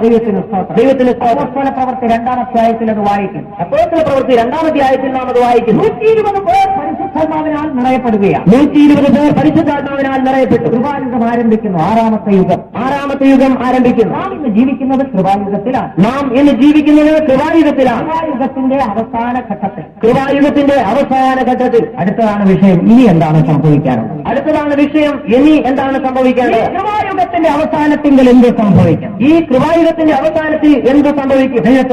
ദൈവത്തിന് സ്തോത്രം. വളരെ പ്രാധാന്യമർഹിക്കുന്ന ആഗോള വ്യാപകമായ ഒരു സംഭവം നടക്കാൻ പോവുകയാണ്. വളരെ പ്രാധാന്യം അർഹിക്കുന്നതായ ആഗോള വ്യാപകമായ ഒരു സംഭവം നടക്കുവാൻ പോകും. അത് കർത്താവായ യേശുക്രിസ്തുവിന്റെ വീണ്ടും വരവാണ്. അത് നമ്മുടെ കർത്താവായ യേശുക്രിസ്തുവിന്റെ വീണ്ടും വരവ്. നേരാൽ സംഭവിക്കാനുള്ളത് ഞാൻ നിനക്ക് കാണിച്ചു തരാം. ഇവിടെ കയറി വരിക, മേലാൽ സംഭവിക്കാനുള്ളത് ഞാൻ നിനക്ക് കാണിച്ചു തരാം. യേശുവിന്റെ വീണ്ടും വരം, യേശുവിന്റെ വീണ്ടും വരം. ദൈവത്തിന് സ്തോത്രം, ദൈവത്തിന് സ്തോത്രം. യേശുവിന്റെ വീണ്ടും വരവിനെ കുറിച്ച് പറയുമ്പോൾ ചിലരെ പരിഹസിക്കാറുണ്ട്. യേശുവിന്റെ വീണ്ടും വരവിനെ കുറിച്ച് പറയുമ്പോൾ ചിലർ പരിഹസിക്കാറുണ്ട്. ഇത് 2000 വർഷത്തോളമായി ഞങ്ങൾ കേൾക്കാൻ തുടങ്ങിയിട്ട്, ഇത് 2000 വർഷത്തോളമായിട്ട് ഞങ്ങൾ കേൾക്കുവാൻ തുടങ്ങി. ഇതുവരെയും വന്നില്ലല്ലോ, ഇനി എന്നാ വരാൻ പോകുന്നത്? ഇതുവരെയും വന്നില്ലല്ലോ, ഇനി എന്നാണ് വരുന്നത്? ദൈവമക്കളുടെ പോലും പ്രത്യാശ കുറഞ്ഞിരിക്കുന്ന ഒരു കാലഘട്ടമാണിപ്പോൾ. ദൈവമക്കളുടെ പോലും പ്രത്യാശ കുറഞ്ഞിരിക്കുന്ന ഒരു കാലമാണിത്. ദൈവത്തിന് സ്തോത്രം, ദൈവത്തിന് സ്തോത്രം. കർത്താവ് വരുന്നു വരുന്നു വരുന്നു എന്ന് പറഞ്ഞിട്ട് ഇതുവരെ വന്നില്ല, ഇനി എന്നാണോ വരാൻ പോകുന്നത്? കർത്താവ് വരുന്നു വരുന്നു എന്ന് പറഞ്ഞിട്ട് ഇതുവരെ വന്നില്ലല്ലോ, ഇനി എന്നാണ് വരുന്നത്? അതുകൊണ്ട് പല വണ്ടികളും ഇപ്പോൾ കണ്ടീഷൻ തെറ്റിക്കിടക്കുകയാണ്. പല വണ്ടികളും അതുകൊണ്ട് ഇന്ന് പല വണ്ടികളും കണ്ടീഷൻ തെറ്റിക്കിടക്കുകയാണ്. ഒരു ഫയർ എഞ്ചിൻ ഡ്രൈവറിന്റെ കഥ, ഒരു സംഭവം ഞാൻ ഓർത്തു പോകും. ഒരു ഫയർ എഞ്ചിൻ ഡ്രൈവറുടെ സംഭവം ഞാൻ ഓർക്കുകയാണ്. ദൈവത്തിന് സ്തോത്രം, ദൈവത്തിന് സ്തോത്രം. താനൊരു ഫയർ എഞ്ചിൻ ഡ്രൈവറായിരുന്നു, ഫയർ എഞ്ചിന്റെ ഡ്രൈവർ. താനൊരു ഫയർ എഞ്ചിന്റെ ഡ്രൈവറായി, ഗവൺമെന്റ് ഉദ്യോഗസ്ഥനാണ്. ഗവൺമെന്റ് ഉദ്യോഗസ്ഥനാണ്. ദൈവത്തിന് സ്തോത്രം. ദൈവത്തിന് തനിക്ക് ഡ്യൂട്ടിയുണ്ട്, തനിക്ക് ചുമതലയുണ്ട്. തനിക്ക് ചുമതലയുണ്ടായി. എല്ലാ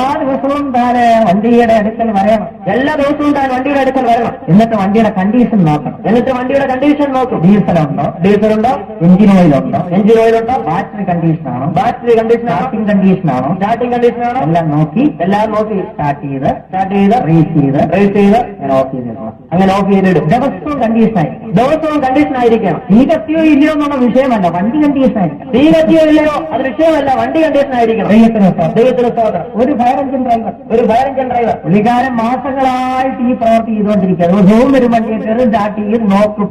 പക്ഷേ ഒരു ഫോൺ കോളും വരുന്നില്ല, എങ്കിലും തീ കത്തിയതായി. പുള്ളിക്കാരൻ മാസങ്ങളായിട്ട് ഇങ്ങനെ നോക്കിക്കൊണ്ടിരിക്കുകയാണ്, ഒരു ഫോൺ കോളും വരുന്നില്ല.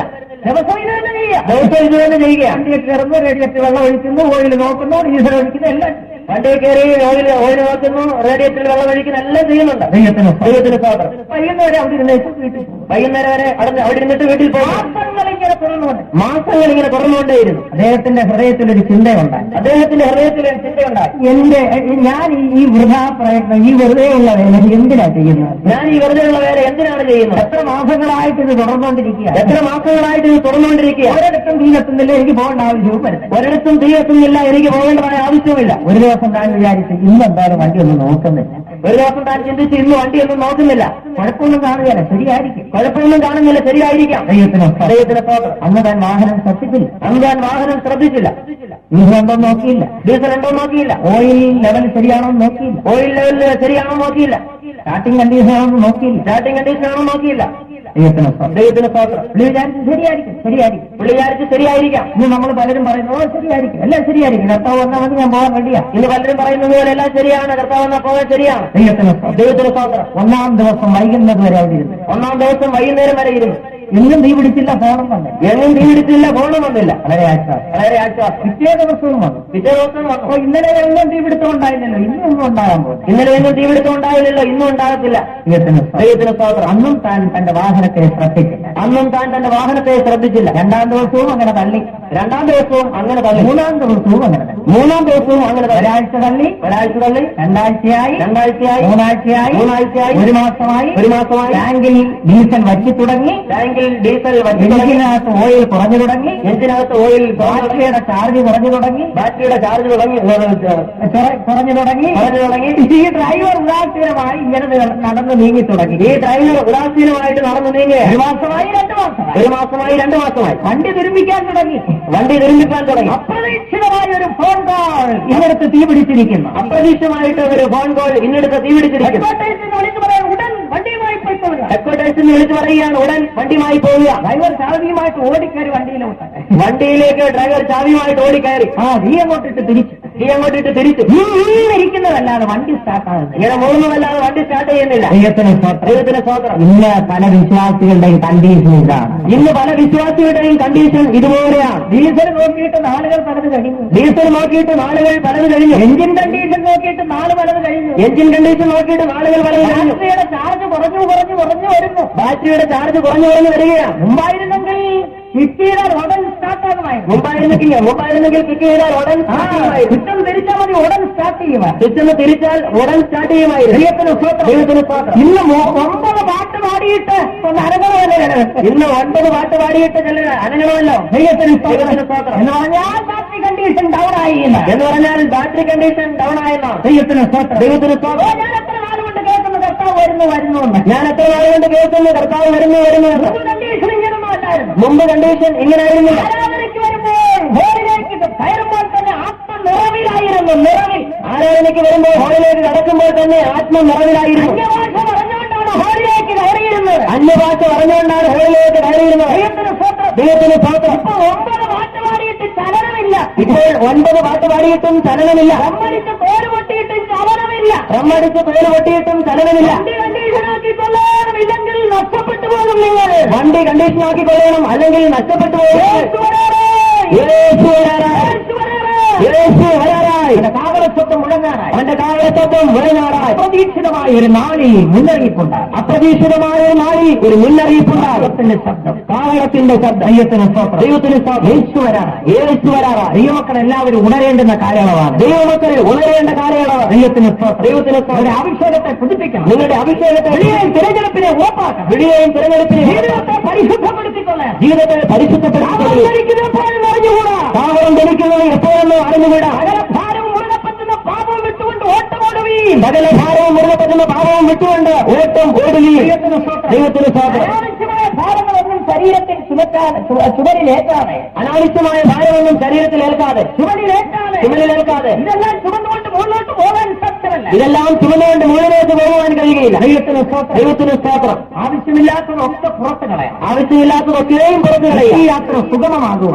ഈ യാത്ര സുഗമമാകുക. സാധാരണ പറയാറുണ്ട്, ട്രെയിനിൽ ഇങ്ങനെ എഴുതി വെച്ചിട്ടുണ്ട്. ഞാൻ സാധാരണ പറയാറുണ്ട്, ട്രെയിനിൽ ഇപ്രകാരം എഴുതി വെച്ചു, ലഗേജ് മോർ കംഫർട്ട്. യാത്ര സുഖമാകണമെങ്കിൽ ചരക്കുകൾ അല്പം കുറയ്ക്കണം. യാത്ര സുഖമാകണമെങ്കിൽ ചരക്ക് അല്പം കുറയ്ക്കണം. ചരക്ക് കൂടുതലാണെങ്കിൽ യാത്ര അത്ര ദുർഘടമായിരിക്കും. ചരക്ക് കൂടുതലാണെങ്കിൽ യാത്ര ദുർഘടമായിരിക്കും. ദൈവത്തിന് സ്തോത്രം. ദൈവത്തിന് സ്തോത്രം. എനിക്ക് ഒരു പാഠം പഠിക്കുവാനുണ്ട്. എനിക്കൊരു പാഠം പഠിപ്പാനിടെ ഞാനൊരിക്കൽ മദ്രാസിലേക്ക് യാത്ര ചെയ്യുകയാണ്. ഞാനൊരിക്കൽ മദ്രാസിലേക്ക് യാത്ര ചെയ്യുക. ദൈവത്തിന് സ്തോത്രം. ദൈവത്തിന് സ്തോത്രം. തിരുവല്ല സ്റ്റേഷനിൽ നിന്ന് ട്രെയിനിൽ കയറാൻ ഞാൻ എയർ ബാഗും തോളിൽ തൂക്കിക്കൊണ്ട് സ്റ്റേഷനിൽ നിൽക്കുക. തിരുവല്ല സ്റ്റേഷനിൽ നിന്ന് ട്രെയിൻ കയറുവാനായിട്ട് എയർ ബാഗും തൂക്കിയിട്ട് സ്റ്റേഷൻ നിൽക്കുക. ദൈവത്തിന് ദൈവത്തിന് സ്തോത്രം. സ്തോത്രം. സമീപത്തൊരു യൗവനക്കാരനായ എന്റെ സമീപത്തെ ഒരു യൗവനക്കാരനായ മദ്രാസിന് പോകാൻ അവിടെ നിൽക്കുക. പുള്ളിയും മദ്രാസിൽ പോയി നിൽക്കുക.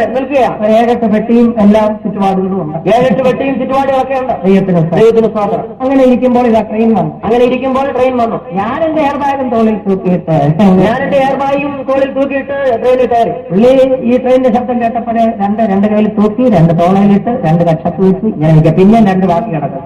താൻ ട്രെയിൻ വന്നപ്പോഴേക്കും 2 തോളിലും 2 കക്ഷത്തിലൊക്കെ ഇട്ടിങ്ങനെ നിൽക്കുകയാണ്. പിന്നെയും 2 ബാക്കി നിൽപ്പുണ്ട്. ദൈവത്തിന് സ്വാതന്ത്ര്യം. ഇതെല്ലാം കൂടെ വലിച്ചുകൊണ്ട് ട്രെയിനകത്തേക്ക് കയറി. ഒരു വിധത്തിൽ ഇതെല്ലാം വലിച്ചുകൊണ്ട് ഒരു വിധത്തിൽ ട്രെയിനകത്ത് കയറി. അകത്ത് വെച്ചിട്ട് മറ്റേതെടുക്കാൻ വന്നപ്പോഴത്തേക്ക് വിസിലടിച്ചു ട്രെയിൻ മൂവ് ചെയ്തു. അകത്ത് വെച്ചിട്ട് മറ്റേതെടുക്കാൻ വന്നപ്പോഴേക്ക് ട്രെയിൻ മൂവ് ചെയ്ത് കഴിഞ്ഞു. ദൈവത്തിന് സ്തോത്രം. പകുതി വെളിയിലും പകുതി അകത്തും. പകുതി വെളിയിലും പകുതി അകത്തും. ഇതുപോലെ ആകാതിരിക്കണമെങ്കിൽ ചരക്കുകൾ അല്പം കുറയ്ക്കണം. ഇതുപോലെ ആകാതിരിക്കാൻ ചരക്കുകൾ അല്പം കുറയ്ക്കുക. അപ്പോസ്തലനായ പൗലോസ് പറയുന്നു, സകല ഭാരവും മുറുകെ പറ്റുന്ന പാപവും വിട്ട് ഓടുകയും. അപ്പോസ്തലനായ പൗലോസ് പറയുകയാണ്, സകല ഭാരവും മുറുകെ പറ്റുന്ന പാപവും വിട്ട് ഓടുകയും. യേശു വരാറായി. യേശു വരാറായി. ദൈവത്തിന് സ്തോത്രം. ദൈവത്തിന് സ്തോത്രം. നാളുകൾ ഇനി അധികമില്ല. നാളുകൾ ഇനി അധികമില്ല. ഒരുങ്ങേണ്ടുന്ന നാളുകളാണ്. നാം ഒരുങ്ങേണ്ടുന്ന നാളുകളാണ്. അതുകൊണ്ടാണ് ഞാൻ പറഞ്ഞത്, നിർണായകമായ കാലഘട്ടത്തിൽ നാം വന്നെത്തിയിരിക്കും. അതുകൊണ്ടാണ് ഞാൻ പറഞ്ഞത്, നിർണായകമായ കാലഘട്ടത്തിൽ നാം വന്നെത്തിയിരിക്കുന്നു. ആത്മീയമായി ക്ഷീണിച്ചിരിക്കുന്നവർ ഉണരട്ടെ. ആത്മികമായി ക്ഷീണിച്ചിരിക്കുന്നവർ ഉണരട്ടെ. പിന്മാറ്റാവസ്ഥയിലിരിക്കുന്നവർ മടങ്ങി വരട്ടെ. പിന്മാറ്റാവസ്ഥയിലിരിക്കുന്നവർ മടങ്ങി വരട്ടെ. ദേശം രക്ഷിക്കപ്പെടട്ടെ. ദേശം രക്ഷിക്കപ്പെടട്ടെ. സത്യത്തിലേക്ക് കടന്നു വരട്ടെ. ജനം സത്യത്തിലേക്ക് കടന്നു വരട്ടെ. യേശു വരാറായി. കൃപായുഗത്തിന്റെ അവസാനത്തിങ്കൽ യേശു വെളിപ്പെടും. കൃപായുഗത്തിന്റെ അവസാനത്തിൽ യേശു വെളിപ്പെടും. ദൈവത്തിന് സ്തോത്രം. വേദപുസ്തകത്തിൽ പ്രധാനമായിട്ടുള്ള ഒരു വിഷയമാണ് വീണ്ടെടുപ്പ് എന്നുള്ളത്. വേദപുസ്തകത്തിൽ പ്രധാനമായ ഒരു വിഷയമാണ് വീണ്ടെടുപ്പ് എന്നുള്ളത്. ഉൽപ്പത്തി മുതൽ വെളിപ്പാട് വരെ നമുക്കത് കാണാൻ കഴിയും. ഉൽപ്പത്തി മുതൽ വെളിപ്പാട് വരെ നമുക്കത് കാണുവാൻ കഴിയും. വീണ്ടെടുക്കപ്പെട്ട ജനത്തിന്റെ പ്രത്യാശയാണ് യേശുവിന്റെ മടങ്ങിവരവ്. വീണ്ടെടുക്കപ്പെട്ട ജനത്തിന്റെ പ്രത്യാശയാണ് യേശുവിന്റെ മടങ്ങിവരവ്. വേദപുസ്തകത്തിൽ വളരെ പ്രാധാന്യം നൽകിയാണ് യേശുവിന്റെ വീണ്ടുവരവിനെ കുറിച്ച് പറഞ്ഞിരിക്കുന്നത്. യേശുവിന്റെ വീണ്ടുവരവിനെ കുറിച്ച് വളരെ പ്രാധാന്യം നൽകിയാണ് വേദപുസ്തകത്തിൽ കാണുന്നത്. ദൈവത്തിന് സ്തോത്രം. പുതിയ നിയമത്തിലെ 25 വാക്യങ്ങളിൽ ഒന്ന് യേശുവിന്റെ രണ്ടാം വരവിനെ കുറിച്ചാണ്. പുതിയ നിയമത്തിലെ 25 വാക്യങ്ങളിൽ ഒന്ന് യേശുവിന്റെ രണ്ടാം വരവിനെ കുറിച്ചാണ്. വേദപുസ്തകത്തിൽ യേശുവിന്റെ ഒന്നാമത്തെ പ്രത്യക്ഷതയെ കുറിച്ച് ഒരു പ്രാവശ്യം പറഞ്ഞിട്ടുണ്ടെങ്കിൽ, വേദപുസ്തകത്തിൽ യേശുക്രിസ്തുവിന്റെ ഒന്നാമത്തെ പ്രത്യക്ഷതയെ കുറിച്ച് ഒരു പ്രാവശ്യം പറഞ്ഞിട്ടുണ്ടെങ്കിൽ, അവന്റെ രണ്ടാം പ്രത്യക്ഷതയെ കുറിച്ച് 8 പ്രാവശ്യം പറഞ്ഞിട്ടുണ്ട്. അവന്റെ രണ്ടാം പ്രത്യക്ഷതയെ കുറിച്ച് 8 പ്രാവശ്യം പറഞ്ഞിട്ടുണ്ട്. റേഷ്യോ 1:8. ദൈവത്തിന് സ്തോത്രം. റേഷ്യോ അനുപാതം. അൻപതിൽ പരം വർഷം 50 പരം പ്രാവശ്യം വരവിന് വേണ്ടി ഒരുങ്ങിയിരിക്കണമെന്ന് പറഞ്ഞിരിക്കുന്നു. പുതിയ നിയമത്തിൽ 260 അധ്യായങ്ങളിൽ 318 പ്രാവശ്യം യേശുവിന്റെ വീണ്ടും വരവിനെ കുറിച്ച് പറഞ്ഞു. പുതിയ നിയമത്തിൽ 260 അധ്യായങ്ങളിൽ 318 പ്രാവശ്യം ഭാഗം യേശുവിന്റെ വീണ്ടും വരവിനെ കുറിച്ച് പറഞ്ഞിരിക്കുന്നു. പുതിയ നിയമത്തിൽ മാത്രമല്ല പഴയ നിയമത്തിൽ, പുതിയ നിയമത്തിൽ മാത്രമല്ല പഴയ നിയമത്തിൽ നിഴലായി പരാമർശമായി ഉരുളായി പലയിടങ്ങളിൽ യേശുവിന്റെ വീണ്ടും വരവിനെ കുറിച്ച് പറഞ്ഞു. പലയിടങ്ങളിലും യേശുവിന്റെ വീണ്ടും വരവിനെ കുറിച്ച് പറഞ്ഞിരിക്കുന്നു. എന്തുകൊണ്ട് യേശുവിന്റെ രണ്ടാം വരവിനെ കുറിച്ച് ഇത്ര അധികം എഴുതിയിരിക്കുന്നു? എന്തുകൊണ്ട് യേശുവിന്റെ രണ്ടാം വരവിനെ കുറിച്ച് ഇത്ര അധികമായി വളരെ അമിത പ്രാധാന്യം നൽകി പഠിപ്പിക്കേണ്ടതും ഗ്രഹിക്കേണ്ടതുമായ ഒരു വിഷയമാണ് യേശുവിന്റെ രണ്ടാം വരവ്. വളരെ അമിത പ്രാധാന്യമായിട്ട് പഠിപ്പിക്കേണ്ടതുമായ ഒരു വിഷയമാണ് യേശുവിന്റെ വീണ്ടും വരവ്. ദൈവത്തിന് സ്തോത്രം. യേശു വീണ്ടും വന്നു കഴിഞ്ഞു എന്ന് പഠിപ്പിക്കുന്നവരുമുണ്ട് ക്രിസ്തീയ ലോകത്ത്. യേശു വീണ്ടും വന്നു കഴിഞ്ഞു എന്ന് പഠിപ്പിക്കുന്നവരുമുണ്ട് ക്രിസ്തീയ ലോകത്ത്. എന്നാൽ കർത്താവായ യേശു വന്നിട്ടില്ല എന്ന് നമുക്ക് മനസ്സിലാക്കാൻ പല കാര്യങ്ങളും. എന്നാൽ യേശു ക്രിസ്തു വന്നിട്ടില്ല എന്ന് പഠിപ്പാൻ പല കാര്യങ്ങളും. തിരുസഭ ഭൂമിയിലുണ്ട്. ഇന്ന് തിരുസഭ ഭൂമിയിലുണ്ട്.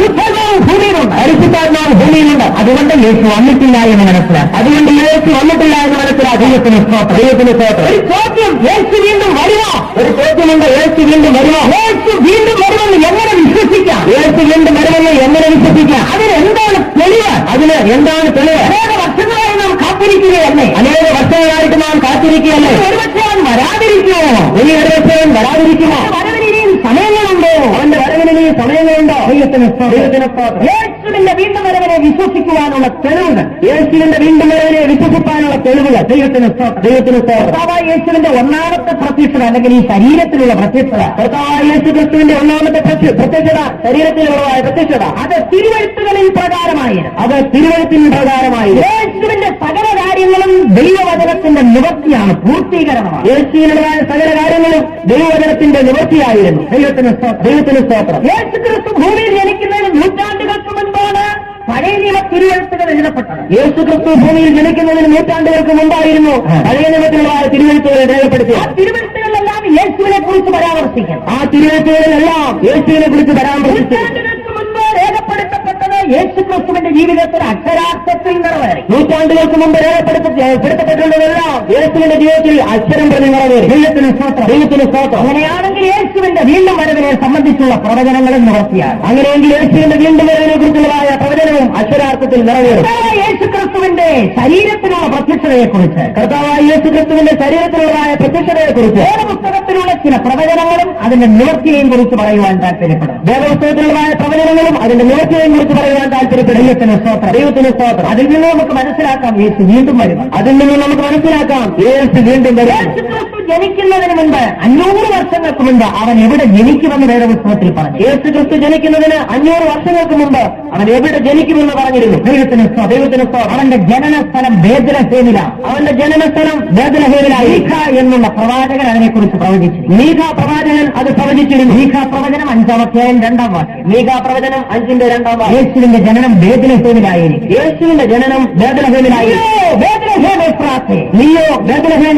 യഹൂദാ സഹസ്രങ്ങളിൽ നീ ചെറുതായിരുന്നാൽ എന്റെ ജനത്തിന് തലവനായിരിക്കേണ്ടവൻ നിന്നിൽ നിന്ന് ഉത്ഭവിച്ചു.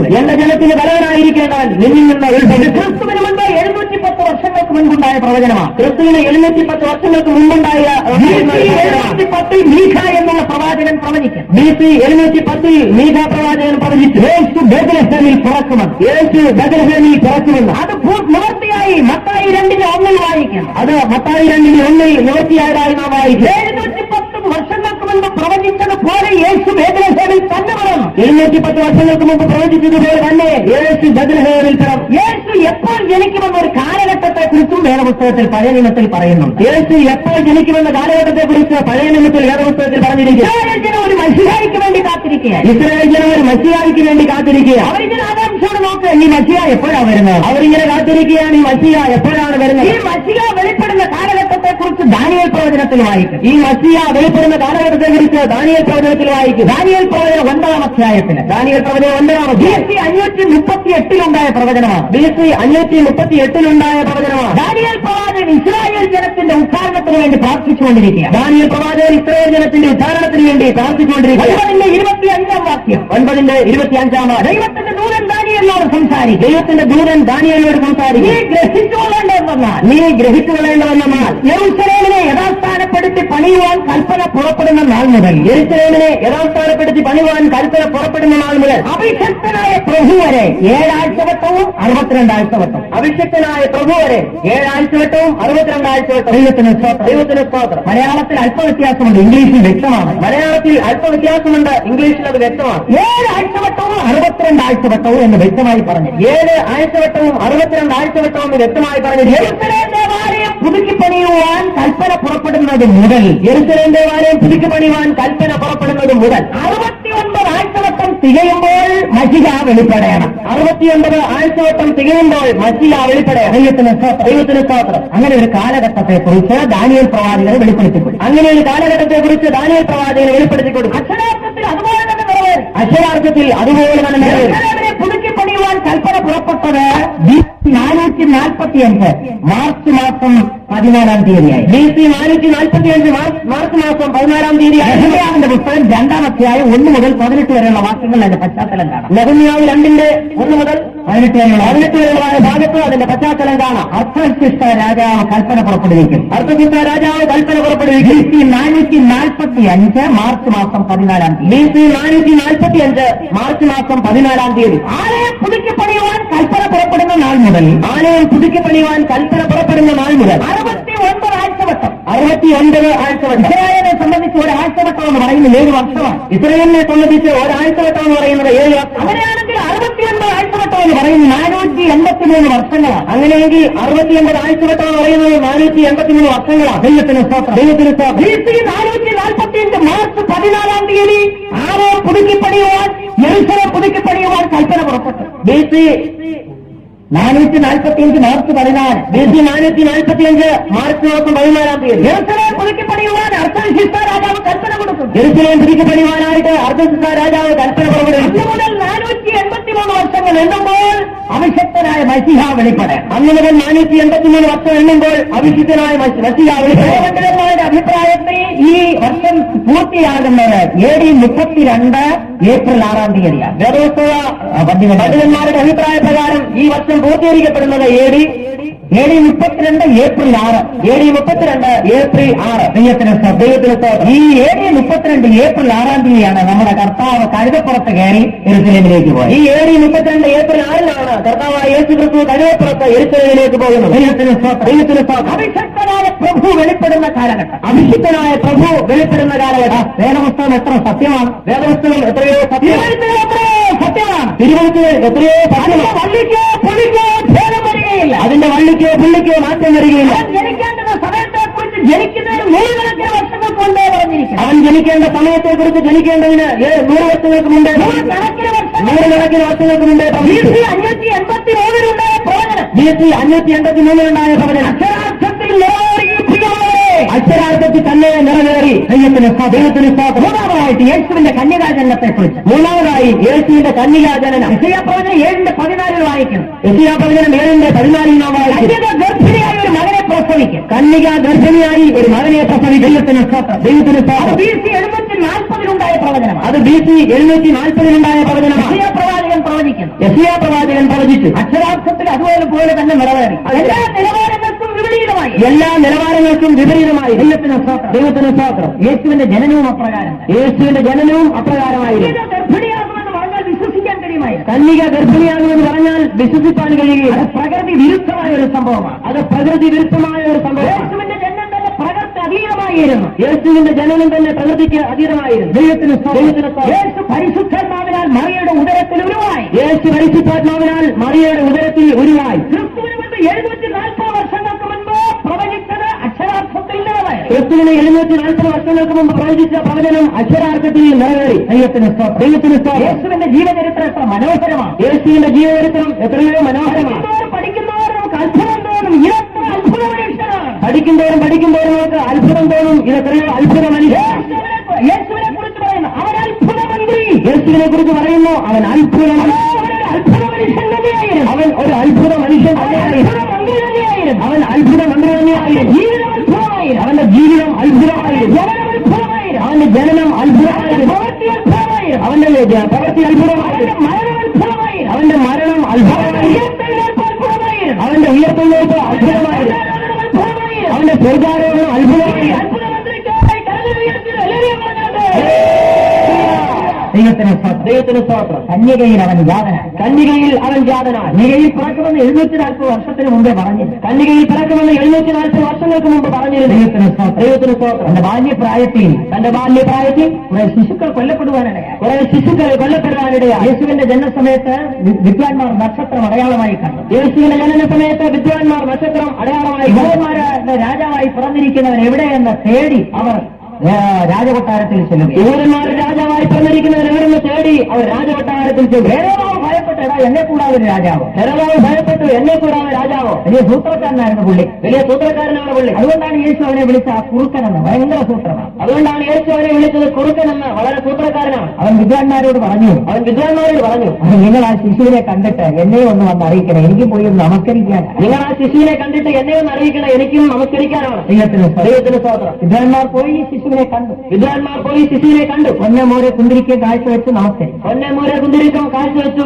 മടങ്ങി വരുമ്പോൾ ദർശനമുണ്ടായി, ആ വഴി പോകരുതെന്ന് കുഴപ്പമാണെന്ന്. അവർ മറ്റൊരു വഴിയായി സ്വദേശത്തേക്ക് മടങ്ങിപ്പോയി. തന്നെ കളിയാക്കിയെന്ന് കേട്ടപ്പോൾ ഹെരോദാവിന് കോപം വന്നു. വിദ്വാൻമാർ തന്നെ കളിയാക്കിയെന്ന് കേട്ടപ്പോൾ ഹെരോദാവിന് കോപം ഓർഡർ കൊടുത്തു ബേത്ലഹേമിന്റെ പരിസരങ്ങളുള്ള 2 വയസ്സിന് താഴെയുള്ള ശിശുക്കളെ മുഴുവൻ കൊല്ലാൻ. ഓർഡർ കൊടുത്തു ബേത്ലഹേമിലും പരിസരത്തുള്ളതായ 2 വയസ്സിന് താഴെയുള്ള കുഞ്ഞുങ്ങളെ കൊന്നുകളയുക. ദൈവത്തിന് മുഴുവൻ കൊല്ലിച്ചു. ആളയച്ച് മുഴുവനായി രാമയിൽ ഒരു നിലവിളി. രാമയിൽ ഒരു വലിയ തന്റെ മക്കളെ ചൊല്ലി കരയുകയാണ്. റാഹേൽ തന്റെ മക്കളെ ചൊല്ലി കരയുന്നു. അത് സംഭവിക്കുമെന്ന് യിരെമ്യാ പ്രവചനം 31:15 പറയുന്നുണ്ട്. അത് സംഭവിക്കുമെന്ന് യിരെമ്യാ പ്രവചനം 31:15 പറയുന്നു. BC 606 ഉണ്ടായ പ്രവചനം. BC 606 ഉണ്ടായ പ്രവചനം. ശിശുക്കൾ കൊല്ലപ്പെടും. രാമയിലുണ്ടാകുന്ന നിലവിളി. ദൈവത്തിന് സ്തോത്രം. ദൈവവചനം എത്രയോ സത്യമാണ്. ദൈവത്തിന് സ്തോത്രം. യോസേഫിന് ദർശനമുണ്ടായി. ശിശുവിനെ കൊല്ലുവാൻ നോക്കുന്നു. ഹെരോദാവ് ശിശുവിനെ കൊല്ലുവാൻ നോക്കുന്നു. നീ ശിശുവിനെയും അമ്മയുമായിട്ട് മിസ്രൈമിലേക്ക് ഓടിപ്പോകാം. ഹെരോദാവിന്റെ മരണം വരെ അവിടെ പാർക്കാം. യോസേഫ് മറിയയും കുഞ്ഞിനെയുമായിട്ട് മിസ്രൈമിലേക്ക് ഓടിപ്പോയി. ദൈവത്തിന് സ്തോത്രം. എന്തിനും ഇസ്രായേലിൽ ഓടിപ്പോകണം. എന്തിനാണ് മിസ്രൈമിലേക്ക് ഓടിപ്പോകുന്നത്? നിവർത്തിയാകണം. ഹോശിയ 11:1. മിസ്രൈമിൽ നിന്ന് വിളിച്ചു വരുത്തി. ഞാൻ എന്റെ മകനെ മിസ്രൈമിൽ നിന്ന് വിളിച്ചു വരുത്തി. ദൈവത്തിന് സ്തോത്രം. BC 740 ഉണ്ടായ പ്രവചനം നിവർത്തിയാകണം. BC 740 പ്രവചനം നിവർത്തിക്കപ്പെട്ടു. മരിച്ചപ്പോൾ ദർശനമുണ്ടായി മടങ്ങിപ്പോക്കൊള്ളാൻ. ദൈവത്തിന് സ്തോത്രം. മത്തായിയുടെ സുവിശേഷം 2:14 വായിക്കുന്നു. മകനെ മിസ്രൈമിൽ നിന്ന് വിളിച്ചു വരുത്തി എന്നുള്ള വചനത്തിന് നിവർത്തി വരേണ്ടതിന് ഞാൻ എന്റെ മകനെ മിസ്രൈമിൽ നിന്ന് മുടക്കി വരുത്തിയതായ വചനത്തിന് നിവർത്തി വരുവാൻ. ദൈവത്തിന് സ്തോത്രം. ദൈവത്തിന്റെ വചനം എത്ര അത്ഭുതകരമായിരിക്കും. ദൈവത്തിന്റെ വചനം എത്രയോ അത്ഭുതമാണ്. അവന്റെ ശുശ്രൂഷ എവിടെയാണെന്ന് പറഞ്ഞിരിക്കും. എവിടെയായിരിക്കും എന്ന് പറഞ്ഞിരിക്കും. ദൈവത്തിന് സ്തോത്രം. സെബൂലൂൻ നഫ്താലി പ്രദേശങ്ങളിൽ, കടലിനക്കരെ, യോർദാന്റെ കരയിൽ. ദൈവത്തിന് സ്തോത്രം. യെശയ്യാ പ്രവചനം 9:1-2 വാക്യങ്ങളിൽ വായിക്കും. BC 740 ഉണ്ടായ പ്രവചനം. BC 740 ഉണ്ടായ പ്രവചനം അക്ഷരാർത്ഥത്തിൽ നിറവേറി. മത്തായി 4:12 മുതൽ 16 വരെ. മത്തായി 4:12-14 വരെ അക്ഷരാർത്ഥത്തിൽ നിറവേറി. യേശുവിനെ കുറിച്ചുള്ള പ്രവചനങ്ങൾ ഓരോന്നോരോന്നും നിറവേറുകയാണ്. ഓരോന്നോരോന്നായി നിറവേറുകയാണ്. പറയുകയാണെങ്കിൽ ധാരാളമായിട്ടുണ്ട്. ഇങ്ങനെ പറയുകയാണെങ്കിൽ ധാരാളമുണ്ട്. അവൻ സ്വന്തത്തിലേക്ക് വരണം, സ്വന്തക്കാരാൽ തള്ളപ്പെടണം. അവൻ സ്വന്തത്തിലേക്ക് വന്ന് സ്വന്തക്കാരനെ തള്ളിക്കളയണം. 53:3. BC 712 ഉണ്ടായ പ്രവചനം. BC 712 ഉണ്ടായ പ്രവചനം. യോഹന്നാൻ 1:12 അത് നിവർത്തിയായി. യോഹന്നാൻ 1:12 അത് നിവർത്തിയായി. സ്വന്തത്തിലേക്ക് വന്നു, സ്വന്തക്കാരെ തള്ളിക്കളഞ്ഞു. അവൻ സ്വന്തത്തിലേക്ക് വന്നു, സ്വന്തക്കാരെ അവനെ തള്ളിക്കളഞ്ഞു. 53:3 വായിക്കുന്നു. 53:3 എന്താണ് വായിക്കുന്നത്? അവൻ നിന്ദിക്കപ്പെട്ടു, ത്യജിക്കപ്പെട്ടു, വ്യസനപാത്രമായി ദുഃഖം ശീലിച്ചവനായിരുന്നു. ദൈവത്തിന് അക്ഷരാർത്ഥത്തിൽ അത് നിറവേറി. യേശുവിനെ കുറിച്ചുള്ള ആ പ്രവചനങ്ങൾ എത്ര അത്ഭുതകരമായി. യേശുവിനെ കുറിച്ചുള്ള പ്രവചനങ്ങൾ എത്രയോ അത്ഭുതമാണ്. അവന്റെ അവസാനത്തെ യെരൂശലേമിലേക്കുള്ള യാത്ര, കഴുതക്കുട്ടിപ്പുറത്തുള്ള യാത്ര. സഖറിയ 9:9 വായിക്കും. സഖറിയ 9:9 വായിക്കും. BC 487 ഉണ്ടായ പ്രവചനം. BC 487 ഉണ്ടായ പ്രവചനം. സിയോൻ പുത്രിയെ സന്തോഷിക്കുക, സിയോൻ പുത്രിയെ സന്തോഷിക്കുക, യെരൂശലേം പുത്രിയെ ആനന്ദിക്കുക, യെരൂശലേം പുത്രിയെ ആനന്ദിക്കുക. നിന്റെ രാജാവ് സൗമ്യനായി കഴുതയുടെ പുറത്ത്, ഇതാ നിന്റെ രാജാവ് സൗമ്യനായി കഴുതയുടെ പുറത്ത്, കഴുതയുടെ കുട്ടിയുടെ പുറത്ത് കയറി നിന്റെ അടുക്കൽ വരുന്നു. കുട്ടിയുടെ പുറത്ത് കയറി നിന്റെ അടുക്കലേക്ക് വരുന്നു. ദൈവത്തിന് സ്തോത്രം. ദൈവത്തിന് സ്തോത്രം. ക്രിസ്തുവിന് മുൻപ് 487 വർഷങ്ങൾക്ക് മുൻപ് ഉണ്ടായ പ്രവചനം നിവർത്തിയാകണമെങ്കിൽ, ക്രിസ്തുവിന് മുമ്പ് 487 വർഷങ്ങൾക്ക് മുമ്പ് പ്രവചിച്ച പ്രവചനം നിവർത്തിക്കപ്പെടണമെങ്കിൽ കഴുതക്കുട്ടിപ്പുറത്ത് തന്നെ പോകണമായിരുന്നു. യേശു കഴുതക്കുട്ടിപ്പുറത്ത് തന്നെ പോകണമായിരുന്നു. എതിരെയുള്ള ഗ്രാമത്തിൽ പോയി കാണുന്ന കഴുതക്കുട്ടി അഴിച്ചുകൊണ്ട് പോകാം. അതുകൊണ്ടാണ് യേശു പറയുന്നത്, എതിരെയുള്ള ഗ്രാമത്തിൽ പോയി കാണുന്ന കഴുതക്കുട്ടിയെ അഴിച്ചുകൊണ്ട് വരുന്നു. അവർ അഴിച്ചുകൊണ്ട് വരുന്നു. വസ്ത്രം വിരിക്കുന്നു. അതിന്റെ മേൽ വസ്ത്രം വിരിക്കുന്നു. വഴിയിൽ വൃക്ഷങ്ങളുടെ ശിഖരങ്ങൾ വെട്ടിയിടുന്നു. വഴിയിൽ വൃക്ഷങ്ങളുടെ ശിഖരങ്ങൾ വെട്ടിയിരുന്നു. കയറ്റിയിരുത്തുന്നു. യേശുവിനെ അതിൽ കയറ്റിയിരുന്നു. പാടിക്കൊണ്ട് എരുശലേമിലേക്ക് എതിരേറ്റുകൊണ്ട് പോവുകയാണ്. ഹോസന്ന പാടി യെരൂശലേമിലേക്ക് എതിരേറ്റുകൊണ്ട് പോവുകയാണ്. 9 നിവർത്തിയായേ മതിയാകും. സക്കറിയ 9:9 നിവർത്തിയായേ മതിയാകും. വള്ളിക്കോ പുള്ളിക്കോ വ്യത്യാസം വരാൻ പാടില്ല. തിരുവഴുത്തിൽ ഒരു വള്ളിക്കോ പുള്ളിക്കോ വ്യത്യാസം വരാൻ പാടില്ല. തന്നെ നിവർത്തിയാകും. അതുപോലെ തന്നെ നിവർത്തിക്കപ്പെട്ടു. കുറിച്ചുള്ള അടുത്ത പ്രവചനം, യേശുവിനെ കുറിച്ചുള്ള അടുത്ത പ്രവചനം 41 സങ്കീർത്തനം 9 വാക്യം. 41 സങ്കീർത്തനത്തിന്റെ 1 വാക്യം. പ്രാണസ്നേഹിതൻ എന്റെ അപ്പം തിന്നവൻ എനിക്ക് നേരെ കുതികാൽ ഉയർത്തിയിരിക്കും. എന്റെ പ്രാണസ്നേഹിതൻ എന്റെ അപ്പം തിന്നവൻ എനിക്കായി കുതികാലുകൾ ഉയർത്തിയിരിക്കും.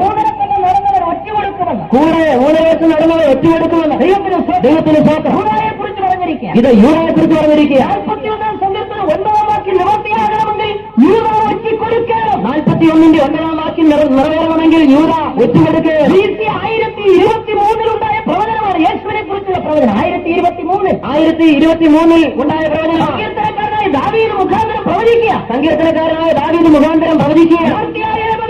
അത് നിവർത്തിക്കപ്പെട്ടേ മതിയാകും. അവനെ ഒറ്റുകൊടുക്കുന്നു. യൂദ അവനെ ഒറ്റുകൊടുക്കുന്നു. 30 വെള്ളിക്കാശിന് അവൻ വിൽക്കപ്പെടണം. 30 വെള്ളിക്കാശിന് അവൻ വിൽക്കപ്പെടണം. സക്കറിയ പ്രവചനം 11:12 വായിക്കുന്നു. സക്കറിയ പ്രവചനം 11:12 നമ്മൾ വായിക്കുന്നു. BC 487 ഉണ്ടായ പ്രവചനം. BC 487 ഉണ്ടായ പ്രവചനം. വിലമതിച്ചവന്റെ വിലയായിട്ട് 30 വെള്ളിക്കാശ് എണ്ണിക്കൊടുത്തു എന്നാ, തൂക്കിക്കൊടുത്തു. വിലമതിച്ചവന്റെ വിലയായിട്ട് 30 വെള്ളിക്കാശ് തൂക്കിക്കൊടുത്തു എന്നാ. ദൈവത്തിന് സ്തോത്രം. ദൈവത്തിന് സ്തോത്രം. അതുകൊടുത്ത് കുശവന്റെ നില വാങ്ങുമെന്ന് 11:13 വായിക്കുന്നു. അതുകൊടുത്ത് കുശവന്റെ നിലം വാങ്ങിക്കുന്ന 11:13 വായിക്കുന്നു. യേശുവിനെ കുറിച്ചുള്ള പ്രവചനം നിവർത്തിയാകണമെങ്കിൽ, യേശുവിനെ കുറിച്ചുള്ള പ്രവചനം നിവർത്തിക്കപ്പെടുവാൻ യൂദ 30 വെള്ളിക്കാശ് തൂക്കി വാങ്ങിച്ചേ മതിയാകും. യൂദ 30 വെള്ളിക്കാശ് തൂക്കി വാങ്ങിച്ചേ മതിയാകും. പുരോഹിതന്മാരുടെ അടുക്കൽ പറയുകയാണ്, യൂദാജിന് പുരോഹിതന്മാരോട് പറയുക, ഞാനവനെ കാണിച്ചു തരാം, നിങ്ങൾ എന്തുവരും? ഞാനവനെ കാണിച്ചു തരാം, നിങ്ങൾ എന്തുവരും? 35 വെള്ളിക്കാശ് തരട്ടെ എന്ന് പറഞ്ഞില്ല. 35 വെള്ളിക്കാശ് വരട്ടെ എന്ന് പറഞ്ഞില്ല. 29 ആകട്ടെ എന്ന് പറഞ്ഞില്ല. 29 ആകട്ടെ എന്നും പറഞ്ഞില്ല. 10-40 വരട്ടെ എന്ന് പറഞ്ഞില്ല. 10-40 വരട്ടെ എന്നും പറഞ്ഞില്ല. ദൈവത്തിന് സ്തോത്രം. ദൈവത്തിന് സ്തോത്രം. കറക്റ്റ് 30 വെള്ളിക്കാശ് തൂക്കി അങ്ങോട്ട് കൊടുക്കും. കറക്റ്റ് 30 വെള്ളിക്കാശ് തൂക്കി കൊടുക്കുക. വചനം നിരപ്പിക്കപ്പെട്ടേ യേശുവിനെ കുറിച്ചുള്ള പ്രവചനം നിവർത്തിക്കപ്പെടണം. യേശുവിനെ കുറിച്ചുള്ള പ്രവചനം നിരപ്പിക്കപ്പെടണം. അത്ഭുത മനുഷ്യനാണ്. യേശു എത്രയോ അത്ഭുത മനുഷ്യൻ. അത്ഭുതകരമാണ്. ഈ തിരുവചനം എത്രയോ അത്ഭുതം. വചനത്തിനായി കരങ്ങൾ ഉയർത്തി ഹല്ലേലൂയ പറയാൻ പറ്റും. ഈ അത്ഭുത മനുഷ്യനായ യേശുവിനെ ഹല്ലേലൂയ പറയാൻ പറ്റും.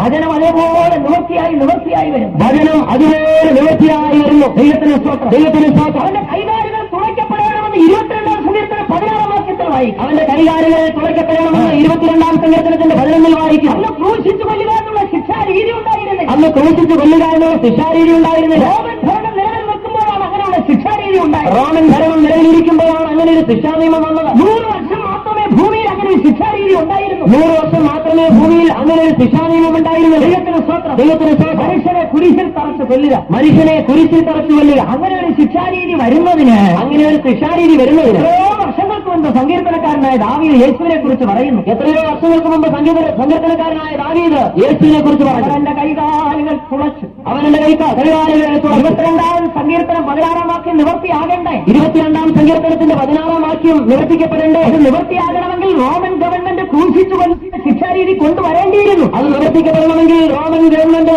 ക്രൂശിച്ചു കൊല്ലുന്ന ശിക്ഷാനിയമം വരണം. ദൈവം കൊണ്ടുവരണം. 100 വർഷക്കാലം അത് ഭൂമിയിൽ നിന്ന് പിന്നീട് അത് എടുത്തു കളഞ്ഞു. 100 വർഷക്കാലം ഒരു ഭൂമിയിൽ ഉണ്ടായിരുന്നു, പിന്നീട് അത് എടുത്തു. യഥാർത്ഥത്തിൽ പറഞ്ഞ ഈ വചനം നിവർത്തിക്കപ്പെടാനായിട്ടായിരുന്നു റോമൻ ഗവൺമെന്റ് ആ ശിക്ഷാരീതി കൊണ്ടുവന്നത്. ഒരർത്ഥത്തിൽ പറഞ്ഞാൽ ഈ വചനം നിവർത്തിക്കപ്പെടാനായിരുന്നു റോമൻ ഗവൺമെന്റ് ആ നിയമം കൊണ്ടുവന്നത്. യേശുവിനെ മരക്കുരിശോട് തറച്ച് കൊല്ലുകയാണ്. യേശുവിനെ മരക്കുരിശോട് തറച്ച് കൊല്ലുകയാണ്. ദൈവത്തിന് ഇങ്ങനെ അനേക പ്രവചനം, അവന്റെ ശവസംസ്കാരത്തെ കുറിച്ചും പറഞ്ഞിട്ടുണ്ട്. യെശയ്യാപ്രവചനം 53:9. യെശയ്യാപ്രവചനം 53:9. അവന്റെ മരണത്തിൽ അവൻ സമ്പന്നന്മാരോടുകൂടെയായി. ദൈവത്തിന് യേശുവിന്റെ അടക്കം അങ്ങനെയായിരുന്നു, സമ്പന്നന്മാരോടുകൂടെ. യേശുവിന്റെ അടക്കം അങ്ങനെയായിരുന്നു, സമ്പന്നന്മാരോട്. ഈ ലോകത്തിൽ ജീവിക്കുമ്പോൾ തനിക്ക് വേണ്ടി ഒന്നും കരുതിയിരുന്നില്ല. അവൻ ഈ ലോകത്തിൽ ജീവിക്കുമ്പോൾ തനിക്ക് വേണ്ടി ഒന്നും കരുതിയില്ല. മരിക്കുമെന്നും അടക്കം ചെയ്യപ്പെടുമെന്നും നന്നായിട്ട് അറിയാമായിരുന്നു. അവൻ അവൻ അറിയാമായി. യേശു മരിക്കുമെന്നും അടക്കപ്പെടുമെന്നും നന്നായിട്ട് അറിയാമായി. യേശുവിന് തന്നെ അറിയാമായി. യേശുവിന് തന്നെ അറിയാമായി. എന്നാൽ എവിടെ അടക്കുമെന്ന് യേശുവിനോട് ചോദിച്ചാൽ യേശു കൈമലർത്തുകയുള്ളൂ. കാരണം കല്ലറയും സ്വന്തമായി ഭൂമിയുമില്ല. എന്നാൽ എവിടെ അടക്കുമെന്ന് യേശുവിനോട് ചോദിച്ചാൽ കൈമലർത്തത്തേയുള്ളൂ. കല്ലറയുമില്ല, സ്വന്തമായ ഭൂമിയുമില്ല. ഒരു കാര്യം നിശ്ചയമുണ്ടായിരുന്നു, ഈ വചനപ്രകാരം അടക്കിയേ മതിയാണ്. പക്ഷേ ഒരു കാര്യം നിശ്ചയമുണ്ട്, ഈ വചനപ്രകാരം അടക്കിയേ മതിയാവും. യേശുവിനെ ക്രൂശിൽ തറച്ചു കൊല്ലുന്നു. യേശുവിനെ ക്രൂശിൽ തറച്ചു കൊല്ലും. അരിമത്യക്കാരനായ യോസഫ് പീലാത്തോസിന്റെ അടുക്കൽ, അരിമത്യക്കാരനായ യോസഫ് പീലാത്തോസിന്റെ അടുക്കൽ യേശുവിന്റെ ശരീരം ചോദിച്ചു വാങ്ങും. യേശുവിന്റെ ശരീരം ചോദിച്ചു വാങ്ങും. തനിക്ക് വേണ്ടി വെട്ടിയിരുന്ന, പുതുതായി വെട്ടിയിരുന്ന കല്ലറയിൽ അവനെ അടക്കി. തനിക്ക് വേണ്ടി പുതുതായി വെട്ടിയതായ കല്ലറയിൽ യേശുവിനെ അടക്കി. യഹൂദന്മാരുടെ മര്യാദ പ്രകാരം തന്നെ അടക്കി. യഹൂദന്മാരുടെ മര്യാദ പ്രകാരം തന്നെയായിരുന്നു അടക്കി. 100 റാത്തൽ മൂറും അകിലും കൊണ്ടുള്ള ഒരു കൂട്ടുകൊണ്ടുവന്നു. 100 റാത്തൽ മൂറും അകിലും കൊണ്ടുള്ളതായ ഒരു കൂട്ടുകൊണ്ടുവന്നു. ദൈവത്തിന് 100 റാത്തൽ മൂറും അകിലും സുഗന്ധവർഗ്ഗങ്ങളാണ്. സുഗന്ധവർഗ്ഗങ്ങളാണ്. വിലമതിക്കാൻ കഴിയത്തില്ല, വിലമതിക്കുവാൻ കഴിയുകയില്ല. 100 ഗ്രാമിന്റെ എടുക്കാൻ നമ്മളെ കൊണ്ട് ബുദ്ധിമുട്ടാണ്. 100 ഗ്രാം എടുക്കുവാൻ നമ്മെ കൊണ്ട് ബുദ്ധിമുട്ടാണ്. 100 റാത്തൽ മൂറും അകിലും, 100 റാത്തൽ മൂറും അകിലും നല്ല ശീല കൊണ്ടുവന്ന്, നല്ല ശീല കൊണ്ടുവന്ന് ശരീരത്തെ അതിൽ പൊതിഞ്ഞു. തന്റെ ശരീരത്തെ അതിൽ പൊതിഞ്ഞു. ദൈവത്തിന് സ്തോത്രം. പുതുതായി വെട്ടിയ കല്ലറയിൽ അടക്കി. പുതുതായി വെട്ടിയ കല്ലറയിൽ അരക്കാശിന് മുതലും തലയായിപ്പാൻ ഇടവുമില്ലാത്തവൻ മരണത്തിൽ സമ്പന്നന്മാരോടുകൂടെ. അരക്കാശിന് മുതലും തലയായിപ്പാൻ ഇടവില്ലാത്തവൻ മരണത്തിൽ സമ്പന്നന്മാരോടുകൂടെയായി. 53:9 നിവൃത്തിയായ മതിയായി. യെശയ്യാവ് 53:9 നിവർത്തിക്കപ്പെട്ടേ മതിയാകും. അരിമത്യക്കാരനായ യോസഫ് 100 അതിലും കൊണ്ടുവന്നേ പറ്റൂ. അതിന് അരിമത്യക്കാരനായ യോസഫ് 100 അതിലും കൊണ്ടുവന്നേ മതിയാകും. യഹൂദന്മാരുടെ മര്യാദ പ്രകാരം അടക്കേ മതിയാകും. അവനെ യഹൂദന്മാരുടെ മര്യാദ പ്രകാരം അടക്കിയേ മതിയാകും. ക്രിസ്തുവിനെ സംബന്ധിച്ചുള്ള പ്രവചനങ്ങളെല്ലാം നിവർത്തിക്കപ്പെടും. ക്രിസ്തുവിനെ സംബന്ധിച്ചുള്ള പ്രവചനങ്ങളെല്ലാം നിവർത്തിക്കപ്പെട്ടു. അവൻ അടക്കം ചെയ്യപ്പെടും. അവൻ അടക്കം ചെയ്യപ്പെടും. ഉയർത്തെഴുന്നേൽക്കുമെന്ന് മുൻകൂട്ടി പറഞ്ഞു. ഉയർത്തെഴുന്നേൽക്കുമെന്ന് മുൻകൂട്ടി പറഞ്ഞിരുന്നു. 16-ാം സങ്കീർത്തനം 10-ാം വാക്യം. 16-ാം സങ്കീർത്തനത്തിന്റെ 10-ാം വാക്യം. തന്റെ പരിശുദ്ധനെ ദ്രവത്വം കാണുവാൻ അനുവദിക്കും. തന്റെ പരിശുദ്ധനെ ദ്രവത്വം കാണുവാൻ അനുവദിക്കുകയില്ല. ഇതിനു മുൻപ് 1023 വർഷങ്ങൾക്ക് മുൻപുണ്ടായ പ്രവചനം. ക്രിസ്തുവിന് മുമ്പ് 1023 വർഷങ്ങൾക്ക് മുമ്പ് ഉണ്ടായ പ്രവചനം. അത് നിവർത്തിക്കപ്പെടണം. അത് നിവർത്തിക്കപ്പെടണം. യഹൂദന്മാർ കല്ലറയ്ക്ക് മുദ്ര വയ്ക്കണം. യഹൂദന്മാർ കല്ലറയ്ക്ക് മുദ്ര വയ്ക്കും. റോമൻ ഗവൺമെന്റിന്റെ മുദ്ര. റോമൻ ഗവൺമെന്റിന്റെ മുദ്ര. പടയാളികൾ ഷിഫ്റ്റായിട്ട് കാവൽ നിൽക്കുകയാണ്. പടയാളികൾ ഷിഫ്റ്റായിട്ട് കാവൽ നിൽക്കുക. വചനം നിവർത്തിക്കപ്പെടണം. വചനം നിവർത്തിക്കപ്പെടണം. 3-ാം ദിവസം കല്ലറയെ പൊട്ടിച്ചുകൊണ്ട് യേശു ഉയർത്തെഴുന്നേറ്റു. 3-ാം ദിവസം കല്ലറയെ പൊട്ടിച്ചുകൊണ്ട് യേശു ഉയർത്തെഴുന്നേറ്റു. ഇതെല്ലാം പഠിച്ചിട്ട് പൗലോസ് കോരിന്ത്യർക്ക് ലേഖനം എഴുതുമ്പോൾ പറയുകയാണ്. ഇതെല്ലാം പഠിച്ചിട്ട് പൗലോസ് കൊരിന്ത്യർക്ക് ലേഖനം എഴുതുമ്പോൾ പറയുകയാണ്. നമ്മുടെ കർത്താവായ യേശുക്രിസ്തു തിരുവെഴുത്തുകളിൻ പ്രകാരം ജനിച്ചു. നമ്മുടെ കർത്താവായ യേശുക്രിസ്തു തിരുവെഴുത്തുകളിൻ പ്രകാരം ജനിച്ചു. തിരുവെഴുത്തുകളിൻ പ്രകാരം മരിച്ചു. തിരുവെഴുത്തിൻ പ്രകാരം മരിച്ചു. തിരുവെഴുത്തുകളിൻ പ്രകാരം അടക്കപ്പെട്ടു. തിരുവെഴുത്തിൻ പ്രകാരം അടക്കപ്പെട്ടു. തിരുവെഴുത്തുകളിൻ പ്രകാരം ഉയർത്തെഴുന്നേറ്റു. തിരുവെഴുത്തുകളിൻ പ്രകാരം ഉയർത്തുകയും എല്ലാം തിരുവെഴുത്തുകളിൻ പ്രകാരം. എല്ലാം തിരുവെഴുത്തുകളിൻ പ്രകാരം. യേശുവിനെ കുറിച്ചുള്ള ഈ പ്രവചനങ്ങളെല്ലാം നിറവേറിയെങ്കിൽ, യേശുവിനെ കുറിച്ചുള്ള എല്ലാ പ്രവചനവും നിറവേറിയെങ്കിൽ നിറവേറുവാൻ ചില പ്രവചനങ്ങളുണ്ട്. ഇനി നിറവേറാൻ ചില പ്രവചനങ്ങളുണ്ട്. അവന്റെ വീണ്ടും വരവാണ്. അതിൽ ഒന്ന് യേശുവിന്റെ വീണ്ടും.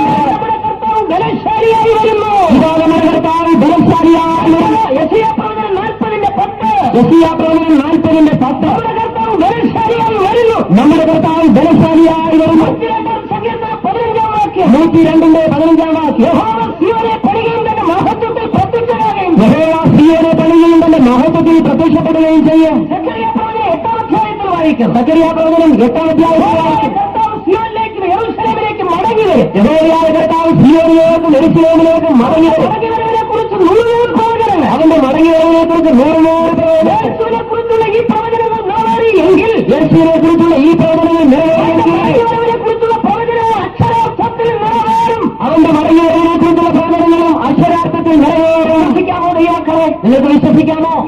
വിശ്വസിക്കാമോ നിങ്ങൾക്ക്? നിങ്ങൾക്കത് വിശ്വസിക്കാമോ? എന്റെ യേശു മടങ്ങി വരും, തീർച്ചയായും വരുമെന്ന് പറയാൻ നിങ്ങൾക്ക് കഴിയുമോ? എന്റെ യേശു വീണ്ടും വരുമെന്ന് നിങ്ങൾക്ക് പറയാൻ കഴിയുമോ? പാദസമിന വരുമെന്ന് പറയുവാൻ കഴിയുമോ? വരുമെന്ന് പറയാൻ കഴിയുമോ? ഞാൻ പറയുന്നു, എന്റെ കർത്താവ് മടങ്ങി വരും. അതെ, ഞാൻ പറയുന്നു എന്റെ കർത്താവ് മടങ്ങി വരും. പ്രത്യാശയാണ്. പ്രത്യാശ അവനാണ്. യേശു വീണ്ടും വരും. എന്റെ യേശു വീണ്ടും വരും. പോയതുപോലെ വീണ്ടും വരും. അവൻ പോയതുപോലെ വീണ്ടും വരും. മണവാട്ടിയെ ചേർപ്പാൻ വരും. തന്റെ മണവാട്ടിയെ ചേർക്കുവാൻ വരും. വിശുദ്ധന്മാരെ ചേർപ്പാൻ വരും. തന്റെ വിശുദ്ധന്മാരെ ചേർക്കുവാൻ വരും. വിശ്വസിക്കുന്നവർ കരങ്ങൾ ഉയർത്തി ഹല്ലേലൂയ പറയട്ടെ. ദൈവത്തിന് സ്തോത്രം. ഹല്ലേലൂയയുടെ ശബ്ദം കേട്ടിട്ട് ചിലർക്ക് സംശയമുള്ളതുപോലെ, ഹല്ലേലൂയയുടെ ശബ്ദം കേട്ടിട്ട് ചിലർക്ക് സംശയം പോലെ, എനിക്ക് അല്പം പോലും സംശയമില്ല, എന്റെ കർത്താവ് വരുമെന്ന് പറയാൻ തന്റെ ഇടമുള്ളവർ തന്റെ ഇടത്തോടെ കൈ ഉയർത്തി ഒരു 3 ഹല്ലേലൂയ പറഞ്ഞാട്ടെ. ആമേൻ. ചിലർക്ക് പറഞ്ഞെങ്കിലേ തന്റെ ഇടം വരത്തുള്ളൂ, അതുകൊണ്ടാണ് ഞങ്ങളിത് പറയുന്നത്. ചിലർക്ക് പറഞ്ഞെങ്കിലേ തന്റെ ഇടം വരത്തുള്ളൂ, അതുകൊണ്ടാണ് പറഞ്ഞത്. നമ്മുടെ യേശു വരും, നമ്മുടെ യേശു വരും. അതിനുവേണ്ടി കാത്തിരിക്കുകയാണ്. അതിനുവേണ്ടി കാത്തിരിക്കും. ആയുധത്തിന്റെ അവസാനത്തിൽ അവസാനത്തിൽ അവൻ വരും. കൃപായുഗത്തിന്റെ അവസാനത്തിൽ അവൻ വരും. സംശയമില്ല. തന്റെ ജനത്തെ ചേർക്കുവാൻ ഒരുങ്ങിയിരിക്കണം. ദൈവജനത്തോട് എനിക്ക് പറയാനുള്ളത് വാഹനത്തെ കണ്ടീഷനാക്കണം. നിങ്ങളുടെ വാഹനത്തെ കണ്ടീഷനാക്കുക. നിലയാത്ത നാഴികയിൽ വരും. ഇതാ ഞാൻ വേഗം വരുന്നു. യേശു വരുന്നു എന്ന് പറയുമ്പോൾ പിന്നിൽ ചില വിഷയങ്ങളുണ്ട്. അതിന്റെ പിന്നിൽ ചില വിഷയങ്ങൾ. എപ്പോൾ വരും, എങ്ങനെ വരും, എന്തിനു വരും? ഈ 4 ചോദ്യങ്ങൾ അതിന്റെ പിന്നിലുണ്ട്. ഒന്നാമത്തേത് എപ്പോൾ വരും. ദൈവത്തിന് സ്തോത്രം. സത്യവേദപുസ്തകം പറയുന്നു നിലയാത്ത നാഴികയിൽ മനുഷ്യപുത്രൻ വരുന്നത്. സുവിശേഷം 24:44. മത്തായിയുടെ സുവിശേഷം 24:44. പറയുവാൻ നിവർത്തിയില്ല എപ്പോൾ വരുമെന്ന്. ഒരുപക്ഷെ ഈ മീറ്റിംഗ് കഴിഞ്ഞ് നിങ്ങളുടെ വീട്ടിലേക്ക് മടങ്ങിപ്പോകുന്ന സമയത്തായി. മടങ്ങുമ്പോഴായിരിക്കും നിലയാത്ത നാഴികയിൽ വണ്ടി കണ്ടീഷൻ ആയിരിക്കണം. ദൈവത്തിന് സ്തോത്രം. നിങ്ങളുടെ വണ്ടി കണ്ടീഷൻ ആയിരിക്കണം. ധരിക്കുമ്പോൾ പറന്നു കയറുക. ദാഹം ധരിക്കുമ്പോൾ പറന്നു കയറുക. ദൈവത്തിന് സ്തോത്രം. എങ്ങനെ വരും? ദൈവത്തിന് സ്തോത്രം. 1 തെസ്സലോനിക്കർ 4:16. ഗംഭീരനാഥത്തോട് പ്രധാനദൂതന്റെ ശബ്ദത്തോടെ ദൈവത്തിന്റെ കാഹളത്തോട് യേശു വരുമ്പോൾ ഈ 3 ശബ്ദങ്ങളോടുകൂടെയാണ് വരുന്നത്. വലിയ സന്നാഹത്തോടുകൂടി ദൈവം പുത്രനെ ഭൂമിയിലേക്ക് അയക്കും. പുത്രനിങ്ങനെ ഒരുങ്ങി നിൽക്കുകയാണ്. അവിടെ പുത്രനിങ്ങനെ ഒരുങ്ങി നിൽക്കുകയാണ്. പിതാവിന്റെ മുഖത്തേക്ക് നോക്കുന്നു. ഞാൻ ഈ അടുത്ത സമയം സഭയിൽ ബൈബിൾ ക്ലാസ് എടുത്തപ്പോൾ അതിനെക്കുറിച്ച് പറഞ്ഞു. ദൈവത്തിന് സ്തോത്രം. പുത്രൻ ഒരുങ്ങി പിതാവിന്റെ മുഖത്തോട്ട് നോക്കിയിരിക്കുക. പുത്രൻ ഒരുങ്ങി പിതാവിന്റെ മുഖത്തേക്ക് നോക്കി നിൽക്കുക. ആഗ്രഹമുണ്ട്, പോകാൻ പറ്റില്ല. പിതാവ് പറയാതെ പോകാൻ പറ്റും. ആഗ്രഹമുണ്ട്, പോകാൻ പറ്റുമോ? പിതാവ് പറയാതെ പറ്റുമോ? പുത്രൻ പിതാവിന്റെ മുഖത്തേക്ക് നോക്കി നിൽക്കും. നോട്ടത്തിന് അർത്ഥമുണ്ട്. കൂടെ വരേണ്ടുന്ന ദൂതന്മാർ കാഹളം പിടിച്ചുകൊണ്ട് ഇങ്ങനെ നിൽക്കുക. ആ സ്വർഗത്തിലെ ആ കാഴ്ച ദൃശ്യം നമ്മുടെ മനസ്സിൽ വരട്ടെ. സിംഹാസനത്തിലിരിക്കും. പുത്രൻ അണിഞ്ഞൊരുങ്ങി തേജസ്സോടെ നിൽക്കുന്നു. അണിഞ്ഞൊരുങ്ങി കിരീടം ധരിച്ച് തേജസ്സോടെ നിൽക്കും. ഇടയ്ക്കിടയ്ക്ക് പിതാവിന്റെ മുഖത്തേക്ക്. നോട്ടത്തിന്റെ അർത്ഥം എന്താണ്? പോകാൻ സമയമായോ? ഞാൻ പോകാൻ സമയമായോ? ദൂതന്മാർ ഇടയ്ക്കിടയ്ക്ക് പുത്രന്റെ മുഖത്തോട്ട് നോക്കും, പിതാവിന്റെ മുഖത്തോട്ട്. ദൂതന്മാരിടയ്ക്കിടയ്ക്ക് പുത്രന്റെ മുഖത്തേക്ക് നോക്കും, പിതാവിന്റെ മുഖത്തോട്ട്. പിടിച്ചിങ്ങനെ നിൽക്കുകയാണ്. റെഡിയായി നിൽക്കുകയാണ്. റെഡിയായിട്ട് ഇങ്ങനെ പിടിച്ച് നിൽക്കുകയാണ്. ദൈവത്തിന് സ്തോത്രം. ആ കാഴ്ച നമ്മുടെ മനസ്സിലുണ്ടായിരിക്കട്ടെ. ഇതാ ഞാൻ വേഗം വരുന്നു. പറഞ്ഞുകൊണ്ട് നിൽക്കുക. ഇതാ ഞാൻ വരുന്നു. പറഞ്ഞുകൊണ്ട് നിൽക്കുകയാണ്. ഇതാ ഞാൻ വരുന്നു.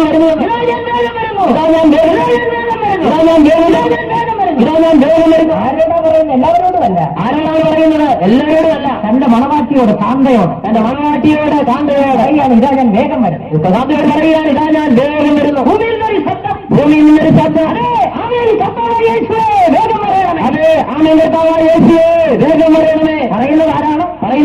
തന്റെ കാന്ത, തന്റെ മണവാട്ടിയെ തിരുസഭ ഇവരൊന്നുകൊണ്ട് വിളിച്ചു പറയുക, വേഗം പറയണമേ. ഇവരൊന്ന് വിളിച്ചു പറയുകയാണ്, വേഗം പറയണമേ. ദൈവത്തിന് സ്തോത്രം. ഇവിടെ ഇരിക്കുന്ന കാന്തയ്ക്ക് പറയാമോ? അങ്ങനെ പറയാമോ? ദൈവത്തിന് സ്തോത്രം. എനിക്ക് പറയാം ധൈര്യമായിട്ട്, കർത്താവ് വരയണമേ.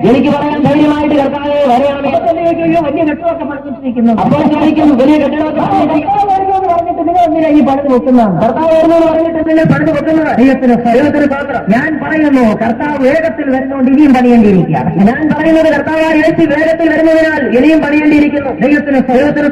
കാരണം എന്താണ്? കർത്താവിന്റെ വരവിന് ശേഷം ബാക്കിയുള്ളതെല്ലാം എതിർക്രിസ്തു കൊണ്ടുപോകട്ടെ.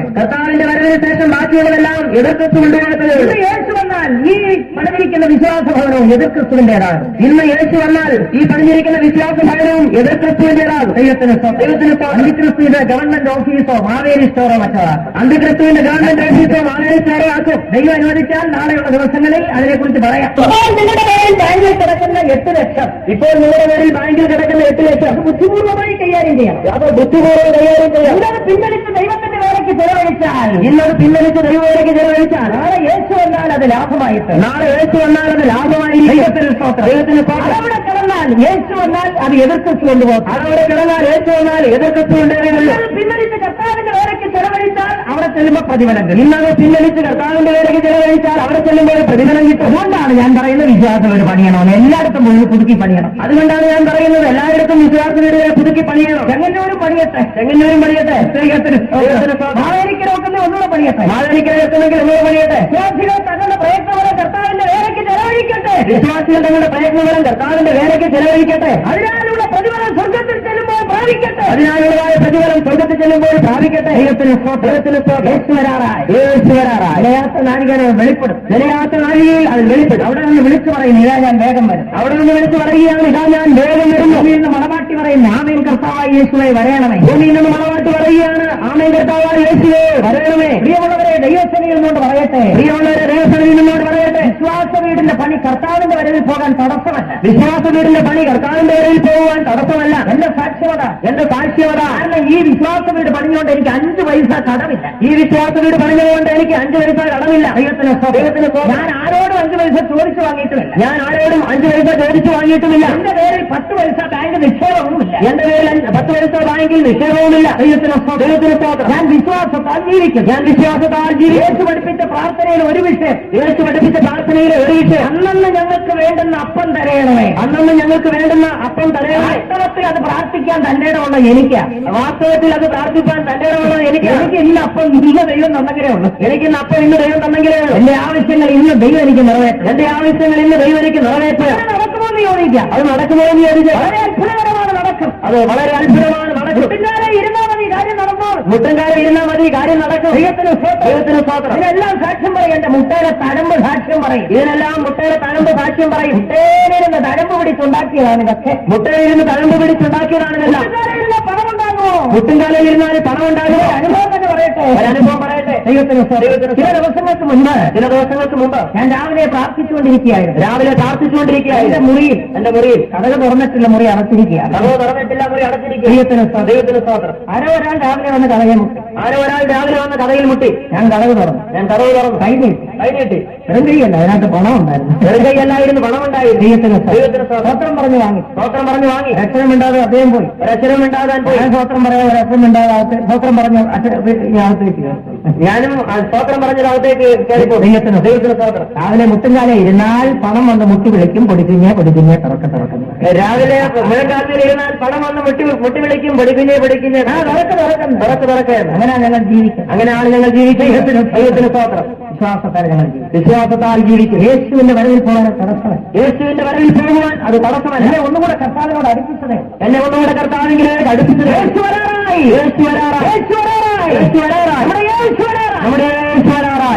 ദൈവത്തിന് സ്തോത്രം. പിതാവായ ദൈവത്തിന്റെ മുഖത്തേക്ക് പുത്രൻ നോക്കിക്കൊണ്ട് ദൂതന്മാർ നോക്കി നിൽക്കും. എപ്പോഴാണ് ഓർഡർ കിട്ടുന്നത്? ദൈവത്തിന് സ്തോത്രം. പിതാവായ ദൈവം ഓർഡർ കൊടുത്തു കഴിഞ്ഞാൽ ഉടൻ പുറപ്പെടും. ഉടൻ പുറപ്പെടും. ആഹ്ലാദത്തോടുകൂടെ ശബ്ദം, മൂലമായ ഗംഭീരധ്വനി, പ്രധാനദൂതന്റെ ശബ്ദം. കർത്താവിന്റെ ഗംഭീരനാഥം. ദൈവത്തിന് സ്തോത്രം. ഈ 3 ശബ്ദങ്ങൾക്ക് 3 ഉദ്ദേശങ്ങളും. ഈ 3 ശബ്ദങ്ങൾക്കും 3 ഉദ്ദേശങ്ങളുണ്ട്. കർത്താവിന്റെ ഗംഭീരനാഥം എന്തിനാണ്? മരിച്ചുപോയ വിശുദ്ധന്മാരുടെ മൃതശരീരങ്ങളെ ജീവിപ്പിക്കുക. ദൈവത്തിന് സ്തോത്രം. ജീവനോടിരിക്കുന്നവരുടെ ശരീരങ്ങളെ രൂപാന്തരപ്പെടുത്തുവാൻ കർത്താവിന്റെ ഗംഭീരധ്വനിയെങ്കിൽ ആദ്യമായി സ്തെഫാനോസ് ഉയർത്തെഴുന്നേറ്റ് വരും. പുതിയ നിയമസഭയിലെ ഒന്നാമത്തെ രക്തസാക്ഷിയാണ്. സ്തെഫാനോസിനെ സംസ്കരിച്ച സ്ഥലത്തു നിന്ന് തന്നെ സംസ്കരിച്ചതായ സ്ഥലത്തു നിന്ന് തന്നെ. അപ്പോൾ ഒരു ചോദ്യം 2000-ഓളം വർഷമായില്ലേ? മണ്ണോട് മണ്ണ് ചേർന്നില്ലേ? എവിടെ നിന്ന് ഉയർത്തും? മണ്ണോട് മണ്ണ് ചേർന്നില്ല, അവിടെ ഉറങ്ങി കിടപ്പുണ്ടാണ്. ഇപ്പോഴും മണ്ണോട് മണ്ണ് ചേർന്നില്ല, അവിടെ ആ ഉറങ്ങി കിടപ്പുണ്ട്. ഒരു മനുഷ്യനും പൂർണ്ണമായി ഇല്ലാതാകുന്നില്ല. വസ്തുവും പൂർണ്ണമായി ഇല്ലാതാകുന്നില്ല. ഒരു വസ്തുവും പൂർണ്ണമായിട്ട് ഇല്ലാതാകുന്നില്ല. മറ്റൊന്നായി പരിണമിക്കുന്നതേ ഉള്ളൂ. ഒന്ന് മറ്റൊന്നായി തീരുന്നതേ ഉള്ളൂ. മരം കരിച്ചാൽ ചാരം കിട്ടും. ചാരം മണ്ണിലിട്ടാൽ വീണ്ടും അത് മരം പിടിച്ചെടുത്ത് മരമാണ്. ചാരം മണ്ണിലിട്ടാൽ മണ്ണത് പിടിച്ചെടുത്ത് വീണ്ടും മരമാക്കും. ദൈവത്തിന് മരം പിന്നെയും കരിച്ചാൽ ചാരമാണ്. മരം കരിച്ചാൽ വീണ്ടും ചാരമാണ്. ചാരം പിന്നെയും മരമാണ്. ചാരം വീണ്ടും മരമാണ്. റൊട്ടേഷനാണിത്. മനുഷ്യനും അപ്രകാരം തന്നെ. ഭക്ഷണം കഴിക്കുന്നു, പുറത്തു പോകുന്നു. അത് പുറത്തു പോകും. ദൈവത്തിന് അത് മണ്ണിൽ കിടക്കുന്നു. അത് മണ്ണിൽ കിടക്കുന്നു. പിന്നെ വലിച്ചെടുക്കുന്ന വൃക്ഷങ്ങൾ, പിന്നെയും വൃക്ഷങ്ങൾ ഫലങ്ങൾ പിന്നെയും കഴിക്കുന്നു. അതിന്റെ ഫലങ്ങൾ പിന്നെയും പുറത്തു പോകും. പിന്നെയും പുറത്തു പോകും. റൊട്ടേഷനാണ്. ഇത് റൊട്ടേഷനാണ്. ഒന്നും പൂർണ്ണമായി ഇല്ലാതാകുന്നില്ല. ഒന്നും പൂർണ്ണമായി ഇല്ലാതാകുന്നില്ല. മനുഷ്യനും പൂർണ്ണമായി ഇല്ലാതാകുന്നില്ല. മനുഷ്യനും പൂർണ്ണമായി ഇല്ലാതാകുന്നില്ല. സംസ്കരിക്കപ്പെടും. മണ്ണിൽ സംസ്കരിക്കപ്പെടും. ദൈവത്തിന് സ്തോത്രം. ദൈവത്തിന് സ്തോത്രം. ശരീരം അഴുകുന്നു. അവന്റെ ശരീരം അഴുകുന്നു. അവന്റെ കോശങ്ങൾ മണ്ണിൽ ഉറങ്ങിക്കിടക്കുന്നു. അവന്റെ കോശങ്ങൾ മണ്ണിൽ ഉറങ്ങിക്കിടക്കുന്നു. ദൈവത്തിന് സ്തോത്രം. ദൈവത്തിന് സ്തോത്രം. ധനിക്കുമ്പോൾ കോശങ്ങൾ തമ്മിൽ തമ്മിൽ ചേരുന്നു. കോശങ്ങൾ തമ്മിൽ തമ്മിൽ ചേരുന്നതിന്റെ ഗംഭീര ശരീരം. യേശുവിന്റെ ഗംഭീര ശരീരന്റെ ഒരു എക്സാമ്പിൾ. യേശു ലാസറിനെ ഉയർപ്പിക്കുന്ന കാര്യം. യേശു ലാസറിനെ ഉയർപ്പിക്കുന്ന കാര്യം അടക്കിയിട്ട് 4 ദിവസമായി. നാറ്റം വെച്ചു തുടങ്ങി. നാറ്റം വെച്ചു. അഴുകി മരിച്ചിട്ട് 4 നാളായ ശരീരം നിങ്ങൾ ചിന്തിച്ചു നോക്കി. മരിച്ചിട്ട് 4 നാളായ ശരീരം ചിന്തിച്ചു നോക്കുക. മൂക്കിലൂടെയും വായിലൂടെ ഒഴുകുന്നു. ശരീരത്തിൽ പുഴുക്കൾ പ്രവേശിച്ചു. ശരീരത്തിൽ കൂടെ പുഴുക്കൾ പ്രവേശിച്ചു. ദൈവത്തിന് ഈ കണ്ടീഷനിലാണ് യേശു ആ കല്ലറയ്ക്കൽ വരുന്നത്. വാതിൽക്കൽ നിന്നുകൊണ്ടൊരു വിളി.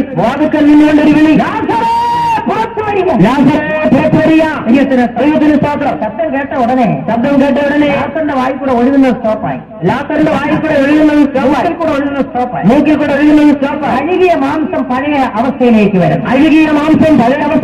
ദൈവത്തിന് പേശികൾ പഴയതുപോലെ ജീവൻ വയ്ക്കും. മാംസപേശികൾ പഴയതുപോലെ ജീവൻ വയ്ക്കും. ജീവനുണ്ടാകും. അസ്ഥികൾക്ക് ജീവനുണ്ടാകും. ഒറ്റ വിളി ലാസറെ. ആ ശബ്ദത്തിങ്കൽ ലാസർ ജീവൻ പ്രാപിച്ചു. യേശു പേർ വിളിക്ക് ഓരോരുത്തരുടെ നമ്മൾ പാടാറുണ്ടല്ലോ, പേർ വിളിക്കുന്ന നേരം കാണും എന്റെ പേര് അവിടെ. നമ്മൾ പാടാറുണ്ടല്ലോ, പേർ വിളിക്കുന്ന നേരം കാണും എന്റെ പേരെന്ന്. എല്ലാവരെയും വിളിക്കുമോ? അപ്പോൾ ശരിക്കും എല്ലാവരെയും വിളിക്കുമോ? എല്ലാവരെയും വിളിക്കുകയില്ല. വിളിച്ചാൽ ഉയർത്തെഴുന്നേൽക്കുകയില്ല. എല്ലാവരെയും വിളിച്ചാൽ ഉയർത്തെഴുന്നേൽക്കുകയില്ല. ദൈവത്തിന് ലാസർ മരിച്ചവരെ മരിക്കാമെങ്കിൽ വിളിച്ചാൽ പൊങ്ങി വരും. ലാസർ മരിച്ചതുപോലെ മരിക്കാമെങ്കിൽ വിളിച്ചാൽ പൊങ്ങി വരും. രക്ഷിക്കപ്പെട്ട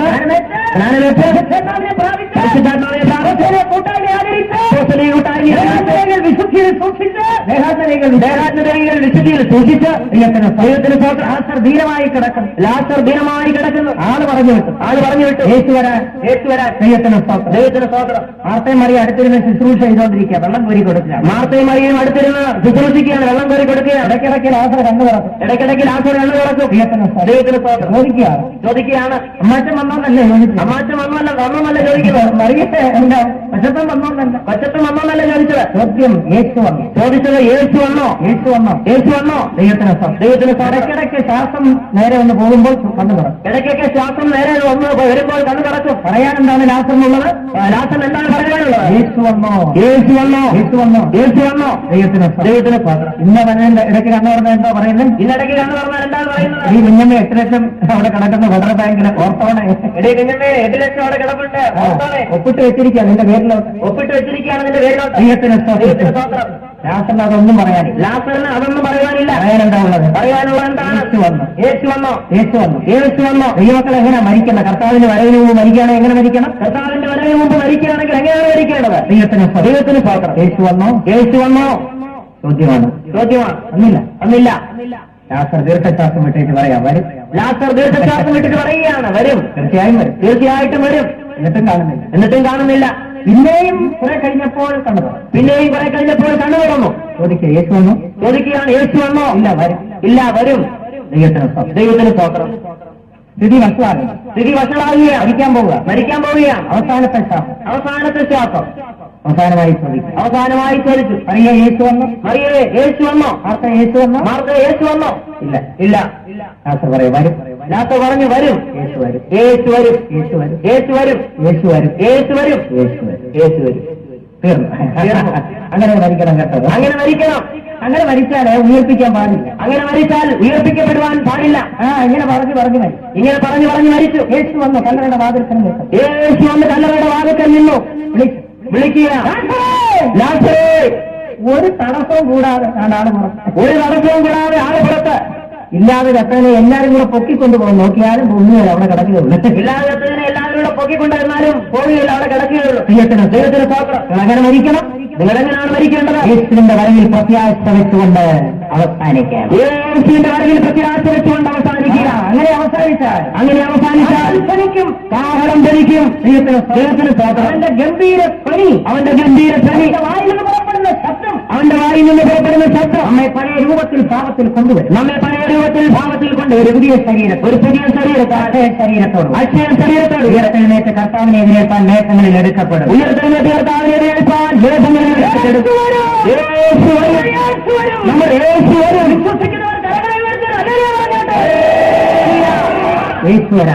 കൃപായുഗത്തിന്റെ അവസാനത്തിങ്കൽ കർത്താവ് വരും. കൃപായുഗത്തിന്റെ അവസാനത്തിങ്കൽ കർത്താവ് വരും. ഒരു കൂട്ടം വിശുദ്ധന്മാർ എടുത്തുകൊള്ളപ്പെടും. ഒരു കൂട്ടം വിശുദ്ധന്മാർ എടുക്കപ്പെടും. ദൈവസിംഹാസനത്തിലേക്ക് എടുക്കും. അവർ ദൈവസിംഹാസനത്തിലേക്ക് എടുക്കപ്പെടും. ദൈവത്തിന് സ്തോത്രം. കണ്ണുകൾ അടയ്ക്കാം. എല്ലാവരും കണ്ണുകൾ അടയ്ക്കാം. ദൈവത്തിന്റെ വചനത്തെ നിങ്ങൾ ചിന്തിക്കുകയും ധ്യാനിക്കുകയും, ദൈവത്തിന്റെ വചനത്തെ നിങ്ങൾ ചിന്തിക്കുകയും ധ്യാനിക്കുകയും ചെയ്യുകയും. പ്രവചനങ്ങൾ നിവർത്തിയാകുന്നു. ദൈവത്തിന് സ്തോത്രം. വീണ്ടും വരുമെന്നുള്ള പ്രവചനവും നിവർത്തിയാകും. അവന്റെ വീണ്ടും വരവിന്റെ പ്രവചനവും നിവർത്തിയാകും. എല്ലാവരും ഒരു നിമിഷം കണ്ണുകളടച്ച് മുഴങ്കാലിലിരിക്കുക. എല്ലാവരും ഒരു നിമിഷം കണ്ണുകളടച്ച് മുഴങ്കാലിലിരിക്കുക. മാലിന്യപ്പെടാതെ ജീവിതത്തെ തുടരാം. മാലിന്യപ്പെടാതെ ജീവിതത്തെ തുടരാം. മണവാളൻ വെളിപ്പെടുവാൻ സമയമായി. മണവാളൻ വെളിപ്പെടുവാൻ സമയമായി. എല്ലാ പ്രിയപ്പെട്ടവരും മുഴങ്കാലിലിരുന്നാൽ, എല്ലാ പ്രിയപ്പെട്ടവരും മുഴങ്കാലിലിരിക്കുകയാണ്. കണ്ണുകളടയ്ക്കുക. നിങ്ങളുടെ ജീവിതത്തെ ഇന്ന് രാത്രിവേളയിൽ ദൈവസന്നിധിയിൽ പ്രതിഷ്ഠിക്കുക. നിങ്ങളുടെ ജീവിതത്തെ ഇന്ന് രാത്രിവേളയിൽ ദൈവസന്നിധിയിൽ പ്രതിഷ്ഠിക്കുക. വിളിയും തിരഞ്ഞെടുപ്പും ഉറപ്പാക്കുക. വിളിയും തിരഞ്ഞെടുപ്പും ഉറപ്പാക്കുക. പ്രത്യാശ വർദ്ധിപ്പിക്കുക. പ്രത്യാശ വർദ്ധിപ്പിക്കുക. അഭിഷേകത്തെ പുതുപ്പിക്കുക. അഭിഷേകത്തെ വിശ്വാസത്തെ വർദ്ധിപ്പിക്കുക. വിശ്വാസത്തെ വർദ്ധിപ്പിക്കുക. ശബ്ദം കേൾക്കുവാൻ നമ്മുടെ കാതുകൾ കൊതിക്കട്ടെ. ദൈവത്തിന്റെ കാലത്തോടുകൂടി മരിച്ചവർ മുമ്പ് ഉയർത്തലും മരിച്ചവർ മുമ്പ് ശേഷിക്കും തന്നെ വിശുദ്ധന്മാർ രൂപാന്തരപ്പെടും. നിന്റെ ജീവനോട് ശേഷിക്കുന്ന വിശുദ്ധന്മാർ രൂപാന്തരപ്പെടും. മേഘങ്ങളിൽ എടുക്കപ്പെടും. കർത്താവിനോട് കൂടി ഇരിക്കും. കർത്താവിനോട് കൂടി മേലാൽ സംഭവിക്കാറുള്ളത് ഞാൻ നിനക്ക് പറഞ്ഞു തരാം. ഇവിടെ കയറി വരിക. മേലാൽ സംഭവിക്കാറുള്ളത് ഞാൻ നിനക്ക് പറഞ്ഞു തരാം.